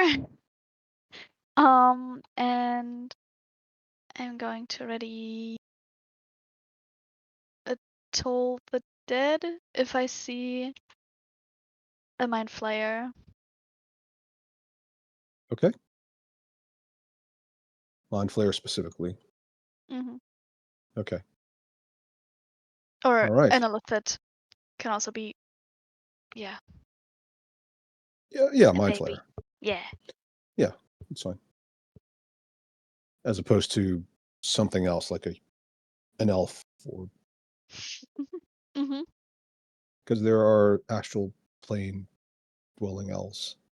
hmm Zanice. I'm going to cast False Life on myself Okay. Nice. and move a little here. Okay. And then Mealy.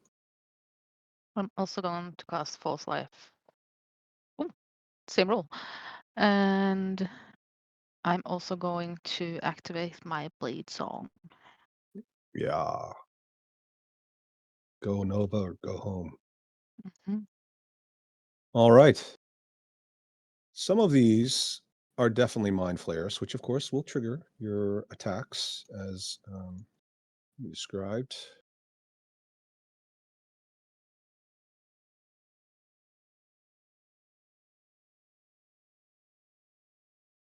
Oh, look at all that tentacly goodness. Probably not the word you would have said. And then there's some that definitely are not mind flayers. In fact, you're not even sure what they are. I don't think any of you have ever seen them before. They seem to have multiple eyes. They look like kind of beetle-y, but they're also kind of quadrupeds, and they are going to go first. But those of you who have prepared attacks can go first. Can do your prepared attacks. So who had what? Sorry. One of you specifically targeting Mind Flayer, the other one is targeting probably the first one, which is this thing.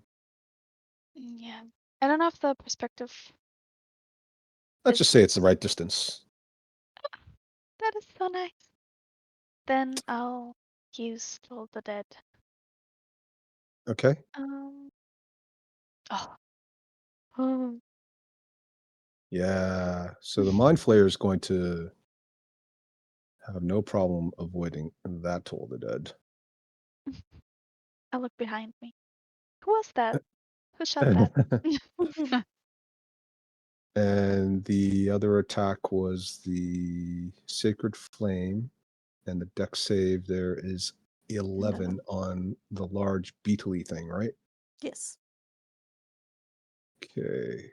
So that's going to land, as in you successfully hit it, and it explodes in some radiant damage. It doesn't look like it's badly injured, though, but you did succeed in hitting it. Well done. Let's see. Yeah, they're going to dash. This one's going to dash up to Lilith. This one's going to dash up to. I think technically it's not quite up to Lilith's level. One's going to be there. These guys are going to move their normal 30 feet-ish. Call it there, and there. And they're going to, each of them is going to hit you guys with, well, they're probably not close enough to hit all of you, now that I think about it. Yeah, they're not close. So they will move another 30 feet to get closer. Okay. Charlotte. Hmm. Oh wow, is this to scale? Yeah, Interesting. let's call it scale. Actually, I'm going to move them this way. Sorry. A little bit more obvious. Oh no, I didn't prepare fireball. Goodness. I will tidal wave them. Okay, post it. But I want to Yeah. change the damage type to fire. Okay. So who are you getting with it? 30 feet long, Oh, up to 10 God. feet wide, 10 feet tall. Oh, God. Obviously, you can't get everybody because it's too far. It's 45 feet. You can get 2, maybe 3. It looks like you can get 3. Okay, I'll get the 3 if I can. Okay. Waiting on you. Hang on.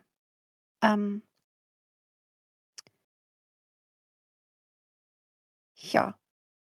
12, 12, 19. Sorry, 14, 12, 19. What are you doing? What? I'm rolling the deck saves. Oh, can you not just do the spell thing? Sorry, can you not just do the spell thing? Because otherwise you have to do the damage as well. I guess I missed. Okay, yeah, that's fine. So the deck save, your save is 14. Okay, so one of them is going to fail. The other 2 are going to make their saves. Okay, and this is the damage. 18. Okay. Okay. Okay. Nice. And the first one is knocked prone, which doesn't really mean much because you're kind of floating in air. The second one's going to also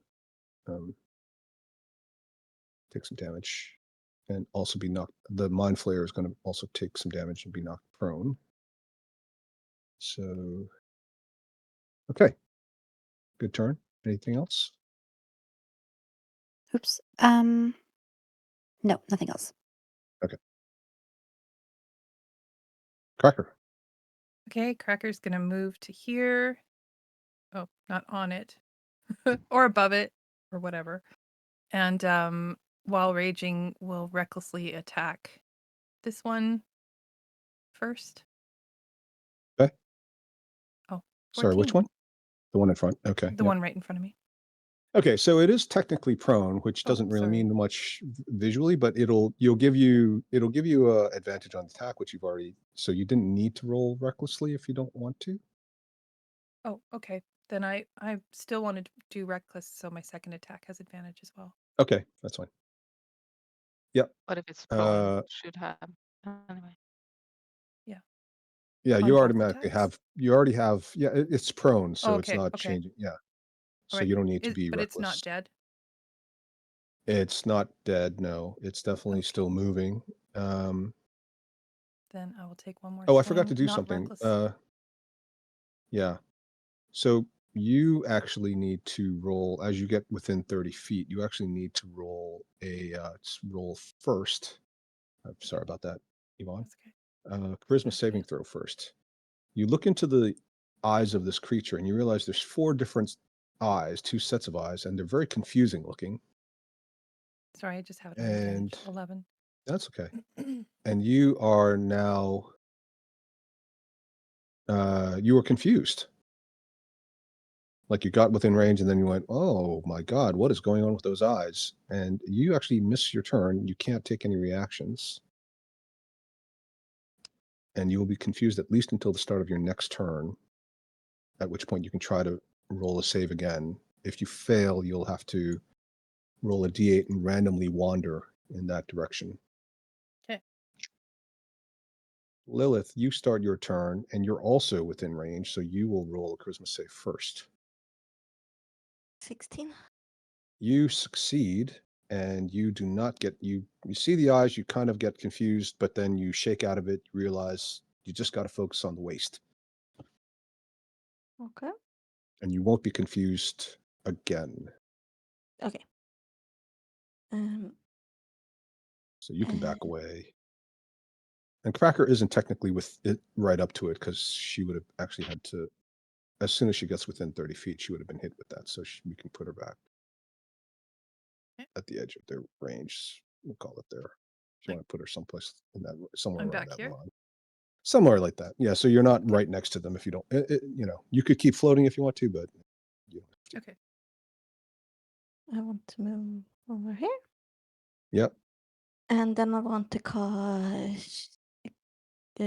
have a call lightning here. Okay. Yeah. Because then I should be able to You hit can get both both. of them. Yeah. They both. Technically they're next to each other, even though it doesn't look like it. And I would like to use my channel divinity. Okay. All right. So dex saves for both. No, not the channel divinity. Sorry. Destructive wrath. I mean, sorry. Well, it is channel divinity, but yeah. Yeah. But it was I pressed the wrong one. That's okay. Yeah. Which one's first? The one that's prone, or which one, or the one that's? Let's take the prone one first. I think the prone one, because it's prone, has a disadvantage on dex save. Yeah, I think so too. Okay. So 2d20 then. Yeah. Oh, nice. Even together, it doesn't add up to enough. Well done. So that'll be 30 points of lightning damage. Yeah. Wow. And the second one saves. So it's going to take 15 points.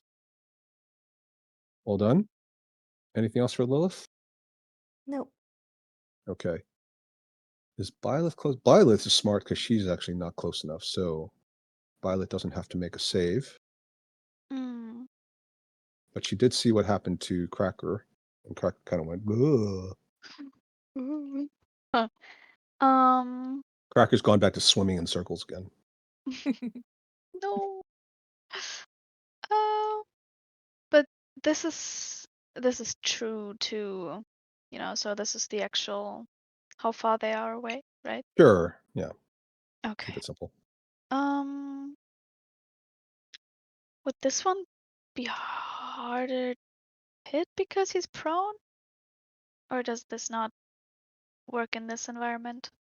Well, we'll say that it's the same as if you were on a normal gravity-based system, because otherwise you probably wouldn't have had he probably wouldn't have had disadvantage on the call lightning strike. So Okay.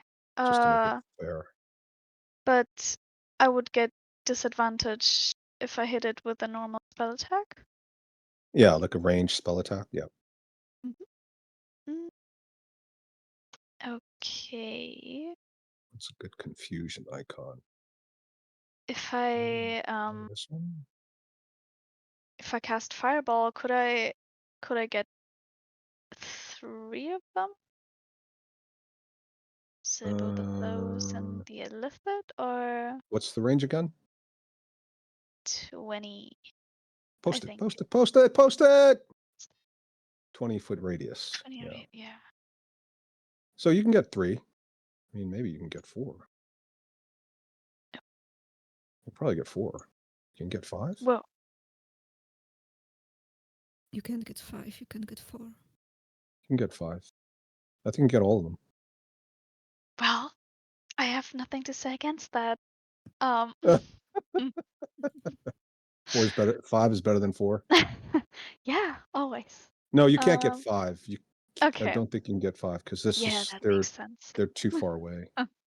Okay, then I'll just target those 4. With So my excluding the fireball. wounded one back there, or including this one. Excluding this one. Okay. Okay. Beep, beep. Roll in order from this one first, and then this one, Mm, and then this one. We'll go clockwise, starting from 6. okay. It's so That's so literally high. not okay. All right, fine. But I mean, 17. the It's first fine. It's one fine. is this It's one, okay. and Okay. okay. All right. Okay. But it's a good number though. 15, Mhm. 16, 17, 18. So that's 18 points. Wow, you guys are killing them. Should the first guy have disadvantage because he's prone? Oh yeah, sure. Why not? Why don't we do that? Yep. That's nice. Thanks. 13. Yeah. So that actually, now that I already did the math. Ugh. Sorry. You're welcome. Thanks, Daria. Love you.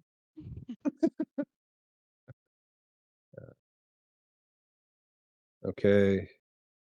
This one. Okay. Wow. I was gonna take it easy on you guys, but screw that. Well done. Okay. All right. Yeah, that's it. All right, Zanice. If you say it like that, then let's do another fireball.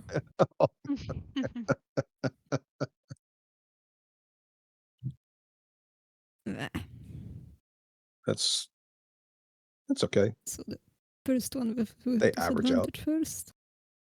Okay. So 4. Yeah. And the 3 others. Nice. Wow. Oh, sorry. Okay. All right, Mealy. I guess I'm in within 30 feet. Oh, yeah. Actually, where you were was Daria? Was Zanice? No, Zanice was actually in range, wasn't it? I think she's in range because that square technically is within 30 feet. Okay. We'll count the fireball just to keep things simple, but you're just roll a charisma save, which I'm sure is not a problem. I'm gonna use my inspiration. Just Okay. for safety. Yes, for safety. Okay, so you save, so that's fine. Mealy will have to do the save. So 7. she starts swimming in counterclockwise circles opposite to Crac Ur. This one's gonna go 5, 10, 15, 20, 25, 30. Oops. 15, 20. Okay. This one's going to attack Lilith with 2 claw attacks. And it just really vicious, nasty looking claws. Yvonne, you want to roll 2 attacks there? Okay, they're 6 both and going to 6. miss. Yeah, well done. And Henrietta, do you want to roll 2 attacks on Zanice? Okay. Guess I'll have to. Let's see. 16 and 5. Yeah. What's Zanice's armor class again, please? 11. 11? I will use shield. Okay. You said 11, huh? Yeah. So that's okay. So the shield will stop the second attack. The first one will go through, and it's going to slash for 9 points. And as a result of connecting on the first attack, it's also going to follow up by trying to bite you with its giant mandibles. So roll, Ida, roll 1 extra attack, please. 4. And that's going to miss. 1, 2, 3, 4, 5, 6. Actually, you know what? That's going to get right up to Crac Ur. This one is going to use what appears to be most of you don't see anything, but for Lilith and Mealy,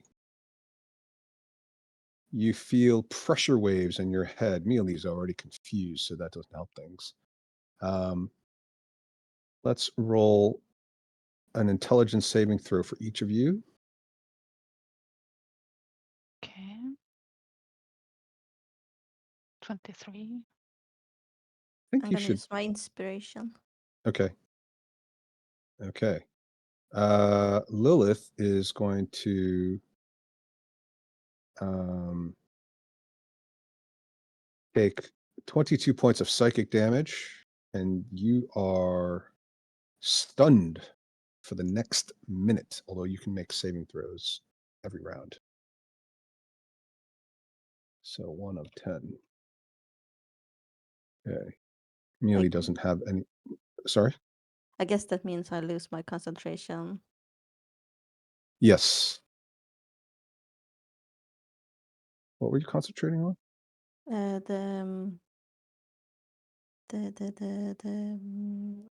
Call lightning. Oh, yes. Yeah, that's gone. That's stuff. This one, I guess this one can also stun. Do I take half damage? No, you don't take any damage. Okay.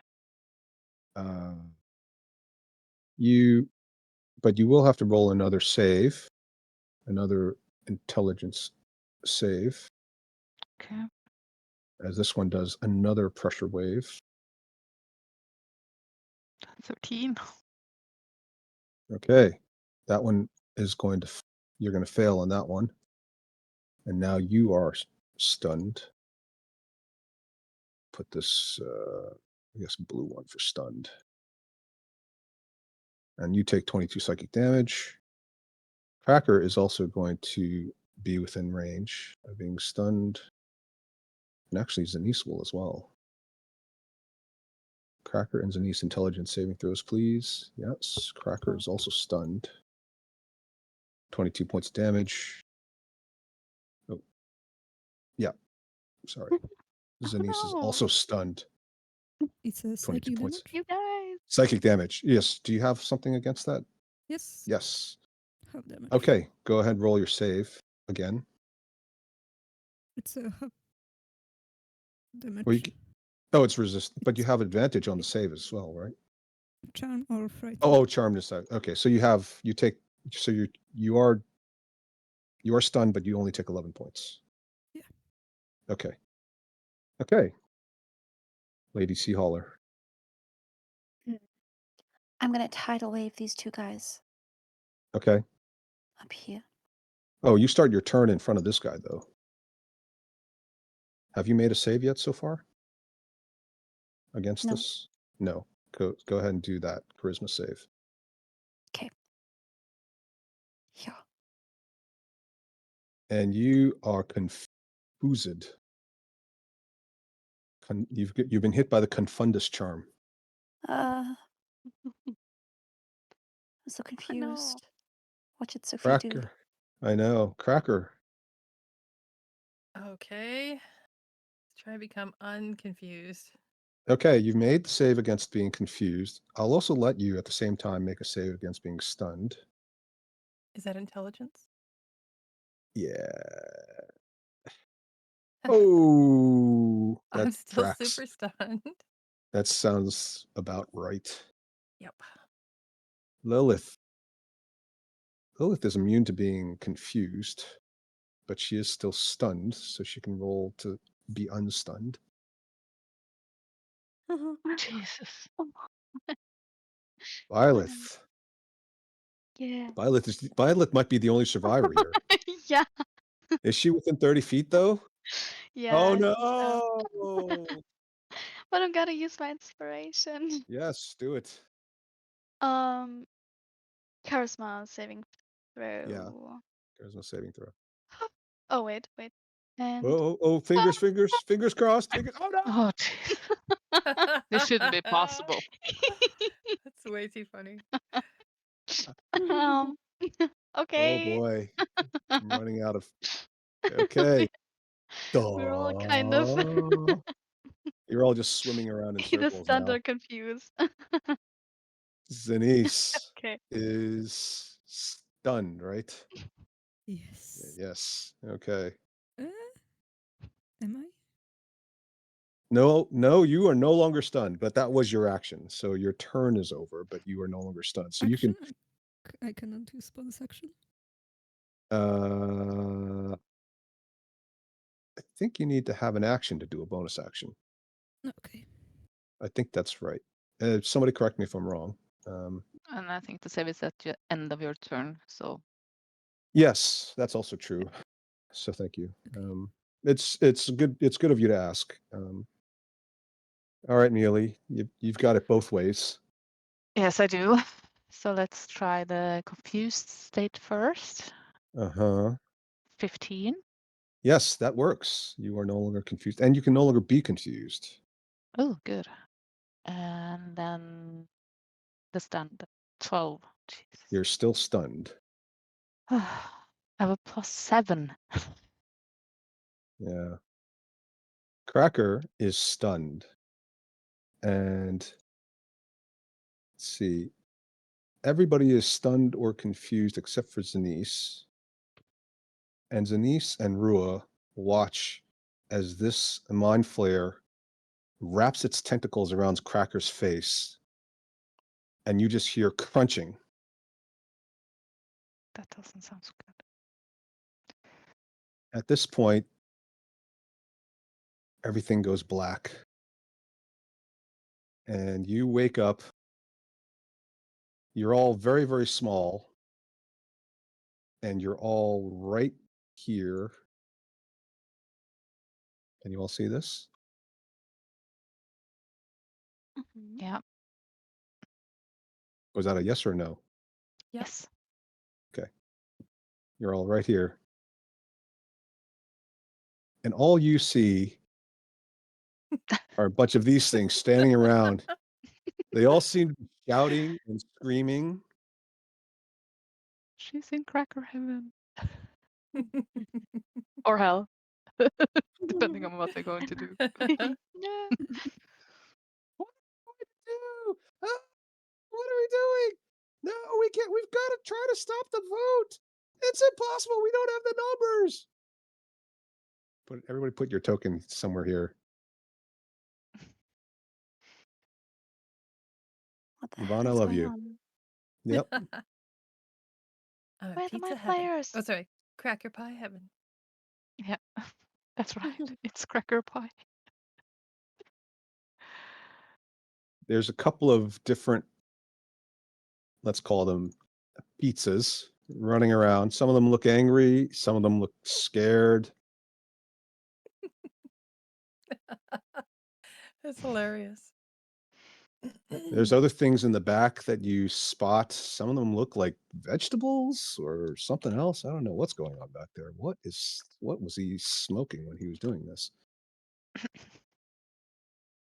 Charlotte, did you guys see the movie? No. That you played? Yeah. Oh, yeah. Yeah, that one. Yeah. Okay. Mhm. Isn't that awesome? Yeah. Oh, is it my turn now? I can't see the turn order. It's yes, sorry. Probably need to redo it. Might be easier if I just have you guys re-roll initiative. We can do that. Okay, let's just. Oh, hey, sorry. One sec. Oh, Okay, okay. do it again. Yeah. Okay. I take that back. Byleth. Am I still confused? Nobody has any effects on them whatsoever. Everybody's alive, and you all seem to have full hit points and spell slots. And we're Wow. confused. And you are confused in real Happening. life, but not your PCs. And you're all tiny. Like the perspective of everything is that you are all like about 6 inches tall, and the edge of this looks like the greatest wall you've ever seen. This Oh. thing is like hundreds of feet up off the ground. This, what appears to be a painting of some sort, seems to be hundreds of feet off the ground for you. And these Oh. little pizza creatures are about your size. But they look sad or angry.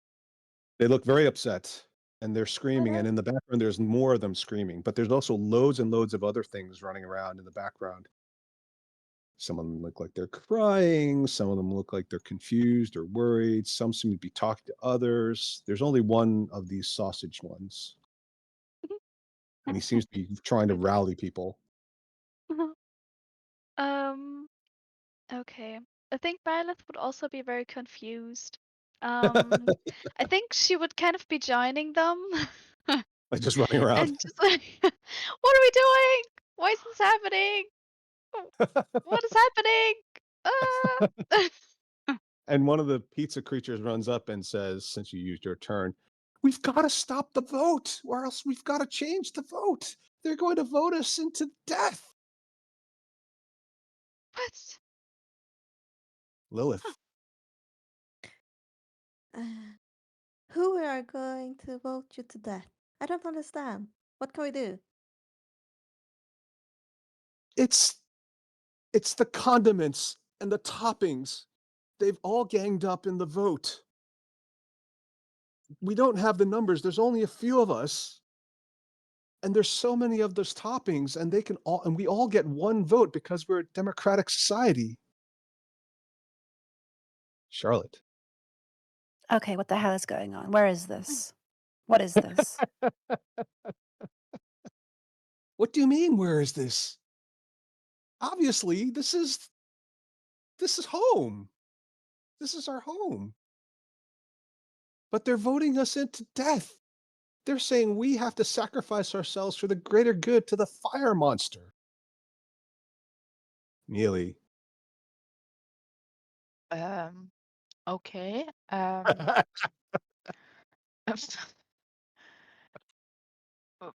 What is None the of great you saw this good? come. No.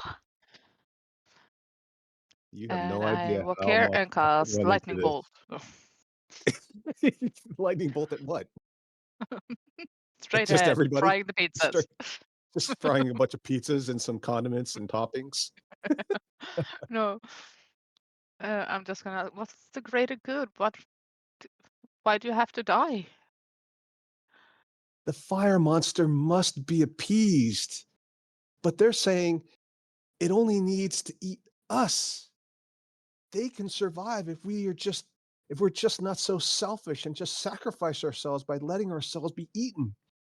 But if we had enough votes, we could vote somebody in who could help stop it.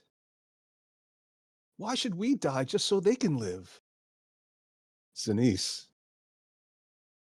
Huh? Too much for all of you? Is it too weird? Crac Ur doesn't it look like the thing that you wanted to sell, like that cracker pie? Oh, good question. Does it? Yeah, it does. It smells like like Mini cracker pie. Cheese. yeah, it smells delicious in here. Anybody who likes cheese or baked products, it's definitely making you hungry. In fact, I'm getting hungry looking at it. Cracker. Cracker. Well, maybe you just go into the fire for a bit and then come back out. No. That's how we are now, but this thing has gone crazy. It needs to be appeased or stopped or something. But if we can just vote, then we can stand together and with the power of friendship, we can find a solution. Oh, I like that one. Oh my god. Can we vote with you? It has to be us. If there were just more of us, we could outnumber them. You know, there is a solution. I don't like doing it, but apparently we can reproduce. We just have to be divided. Together, divided, we will be united. Together, divided, we will be united. And you help us. Yes, help us. Help us, please. Help us. Violet. Ah, so you want to be divided somehow? Yes, divide us. Oh, divide us, divide us, divide us. Well, Make us plentiful. um, I mean, we have one person who's good with sharp objects, if that's what you desire. But it needs to be quickly. Which is Lilith. weak. I take out my sword. Oh, yes. Do you want me to cut you in half? Yes, divide us, divide us. Charlotte. I'll use my dagger to try and slice one of them. Okay. As you do, go ahead and roll on attack roll. Okay. Yeah, they're really soft. So as you do, it slices into two halves, and they start cheering, yes, divide us, divide us. But it's not fast enough. It's coming. And you see a gigantic thing hop down off of one of the structures. Dun dun dun da da dun dun dun dun da da da dun dun dun dun dun dun dun dun dun dun. And it's just breathing fire, and there's smoke, and it seems to be heading towards all of you. The vote is nearly complete. The pizza people must die. Mealy. Well, I guess I run up and slice one of them. Okay.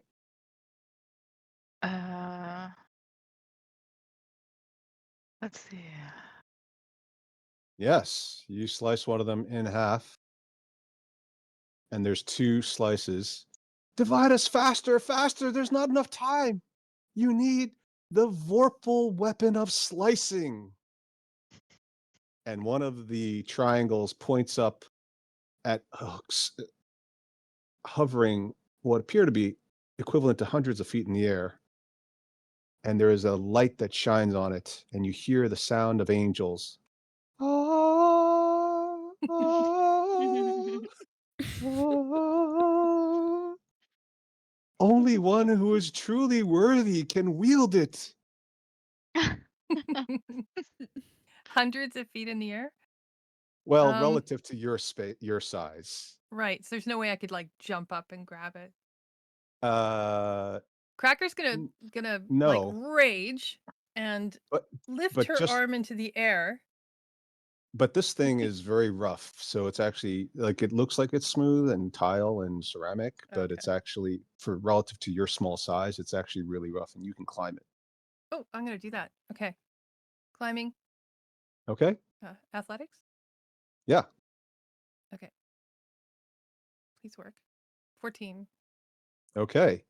Yeah, you scamper up the wall, and you can reach it. You're like super fast for some reason. All right, so I grab it. Okay. I'm wondering how many actions are too many actions at this point. Just go for Yeah. it. Okay, I grab it and I vault myself off the wall with it in my hands, and I'm gonna come down and choppity at these pizzas. Okay. As soon as you touch it, roll a charisma check. You can use intimidation if you want. Any I'd love charisma to. related check.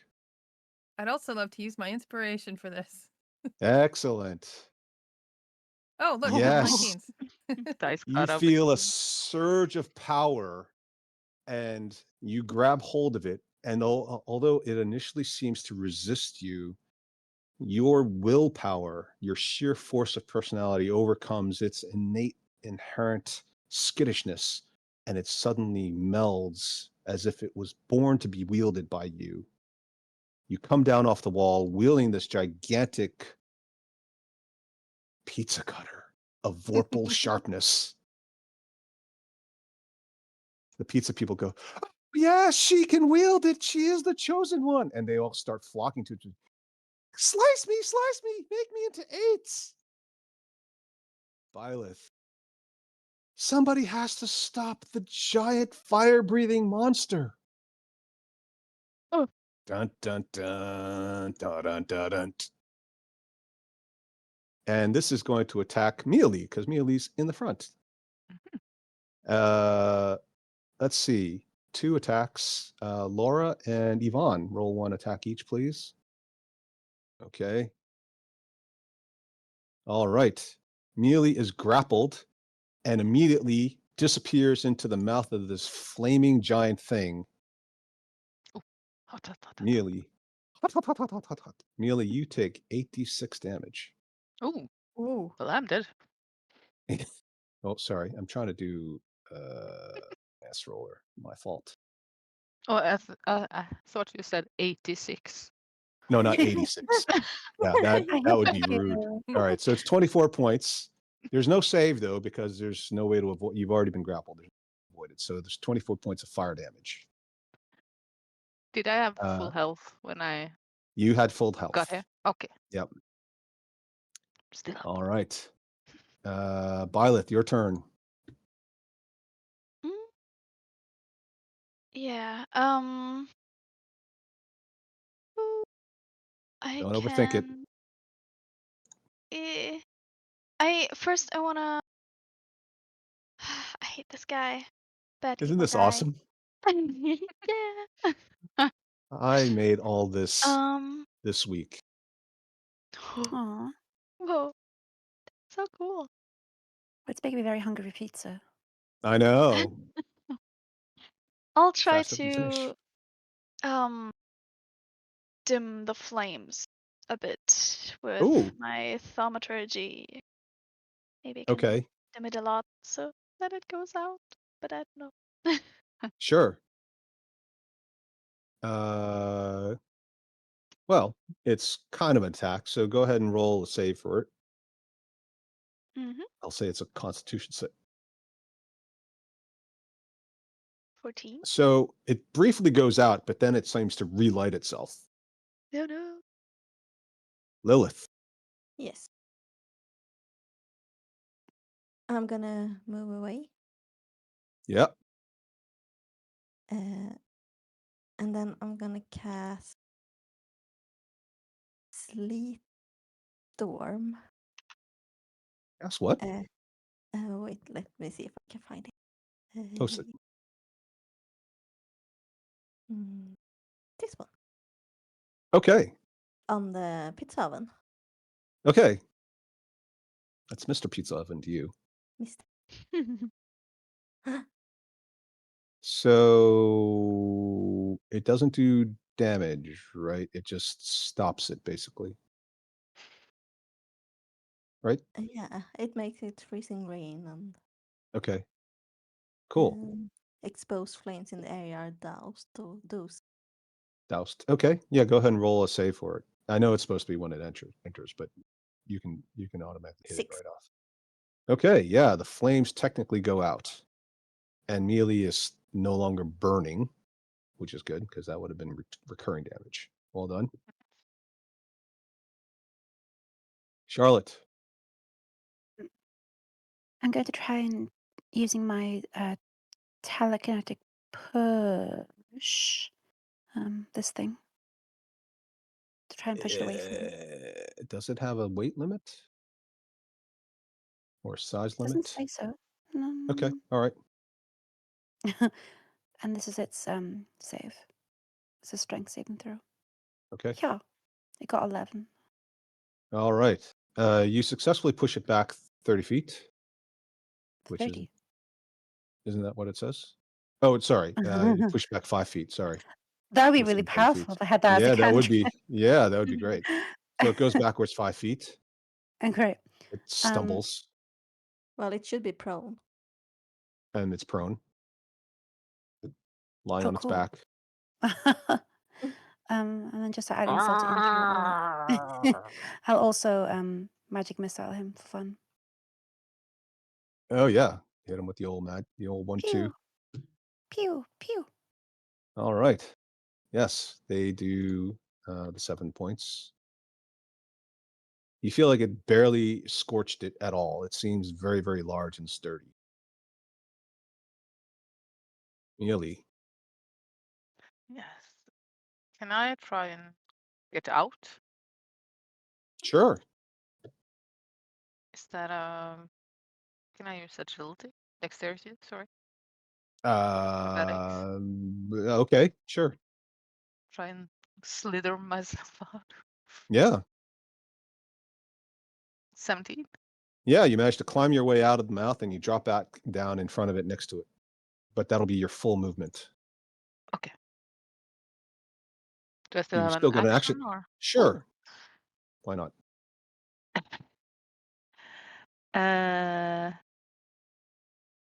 Just for no, that's my full movement. I'm kind of freaking out, so I'm going to shoot a lightning bolt. Yes. Go for it. Uh, You have advantage or disadvantage on the save for him. yeah. Let's see. He's made of 12, metal and and ceramic. 12. Okay. Yeah, the lightning bolt courses through it and seems to do a tremendous amount of damage, but it is still in very good shape. I think that's me. All right. Zanice. I'm going to Tasha Mind Whip it. Okay. 7. Okay. Yeah, that succeeds. So another 14 points. So which one is this one? Is it the one where it can only do an action or move? Yes. Okay. Action, bonus action, or move. Action, bonus action, or move. Okay. Okay, Crac Ur. Cracker slice and pizza. Yes. All right, roll 2 attack rolls. Depending on what you roll, you might get the maximum you can get is slicing 1 round pizza into 8. Ooh, yes. So one of these turns into 8 slices. You all watch impressively as Cracker just does like the whole 4, 5, 6, 7, and then the second one is going to successfully slice 1 into 4 slices. And at that point, they go, hurry the vote. We can do it now. We have enough.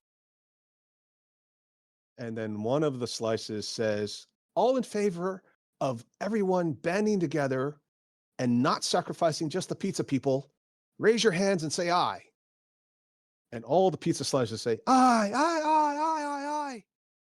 The onions start crying. The sausage one goes, no, it isn't fair. This is not a democracy. It's not the fair. It's cheating. The tomato is just sort of, oh, I don't know. I think I kind of lose either way. It doesn't really matter to me. And eventually the vote comes in. They say, we agree. We will work together to fight this thing. And the onions go, oh, fine. The tomato goes, ah. The sausage goes, oh, okay, all right. The pizzas start ganging up on it. They jump into like the various joints and they gum up the works. The onions start jumping into the mouth and blocking it off. The tomato smears itself all over its face, and the thing is just completely incapacitated and buried under a whole load of condiments, toppings, and cheesy goodness. What is your name, savior and wielder of the Vorpal weapon? My name is Cracker. We vote for Cracker for Prime Minister of Pizza Planet. All in I'm here favor? for you. Aye. Cracker, Cracker, Cracker, Cracker. Cracker, Cracker, Cracker, Cracker. And they all rush you and start screaming and hoisting you on their shoulders. Excellent. At that point, everything goes black.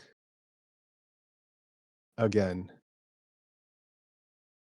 Most of you, excluding Cracker, are now standing inside some sort of room. It feels like you're moving, but you're not 100% sure. And there are a whole bunch of Githyanki around you. Most of the Githyanki are ones you recognize from your previous encounter, for those of you who were there. It's all black again. Yes, I know. It's meant Okay, to be yeah. that way. Sorry. Okay, But yeah. yeah, thank No. that. But just got to get the right. I've got the tokens. They're just not in the right place. It's busy keeping track of all these pizza people. They're looking at you and they say, "You are lucky that we answered the summons when we did. Unfortunately, we arrived a bit late to save your friend." And they step back and they gesture, and you see the body of Crac Ur laying on a bed, her head clearly badly injured and wrapped in a bandage. "We don't know exactly if she'll make it. We suspect her mind is gone, but the body is strong." Can you see this? Yes. Mhm. Yeah. Yes. "We'll keep her here for a while, and we'll send you back to your home plane. Our debt to you is now repaid. And thank you for the invitation to hunt the illicit." Yvonne, it has been an absolute pleasure having you with us, and we shall miss you greatly. Thank you. Yes, we will. We That was sure fun. will. It won't be the same without you, Yvonne. No. Aw. Well, keep fighting. And thanks so much, everyone. Thanks, Al. You're welcome. Great send off. So if it wasn't clear, this was all happened in Crac Ur's mind. No, we Sounds were about fighting right. pizza people. There were never any pizza people. It was all the last vestiges of her No. brain firing off before the coma kicked in. Oh, That's so tragic. that's really sad. Yeah. Mhm. He was the prime minister of Pizza Planet, the wielder of the great Vorpal pizza cutter. She has fulfilled her destiny. She was too innocent for this world. She looks so peaceful there, doesn't she? Yeah. Yeah. My hair looks All right, great. everyone. I love you guys. Yvonne, again, thank you again for all of the contributions and your wonderful personality and the music and singing and everything else, and for getting up so early. Everybody else, I'll see you guys next week, I guess. Thanks, everyone. Yeah. Thank you. Well, thank you. Bye. Mhm. Bye, Bye Yvonne. all. Bye. Okay. Bye.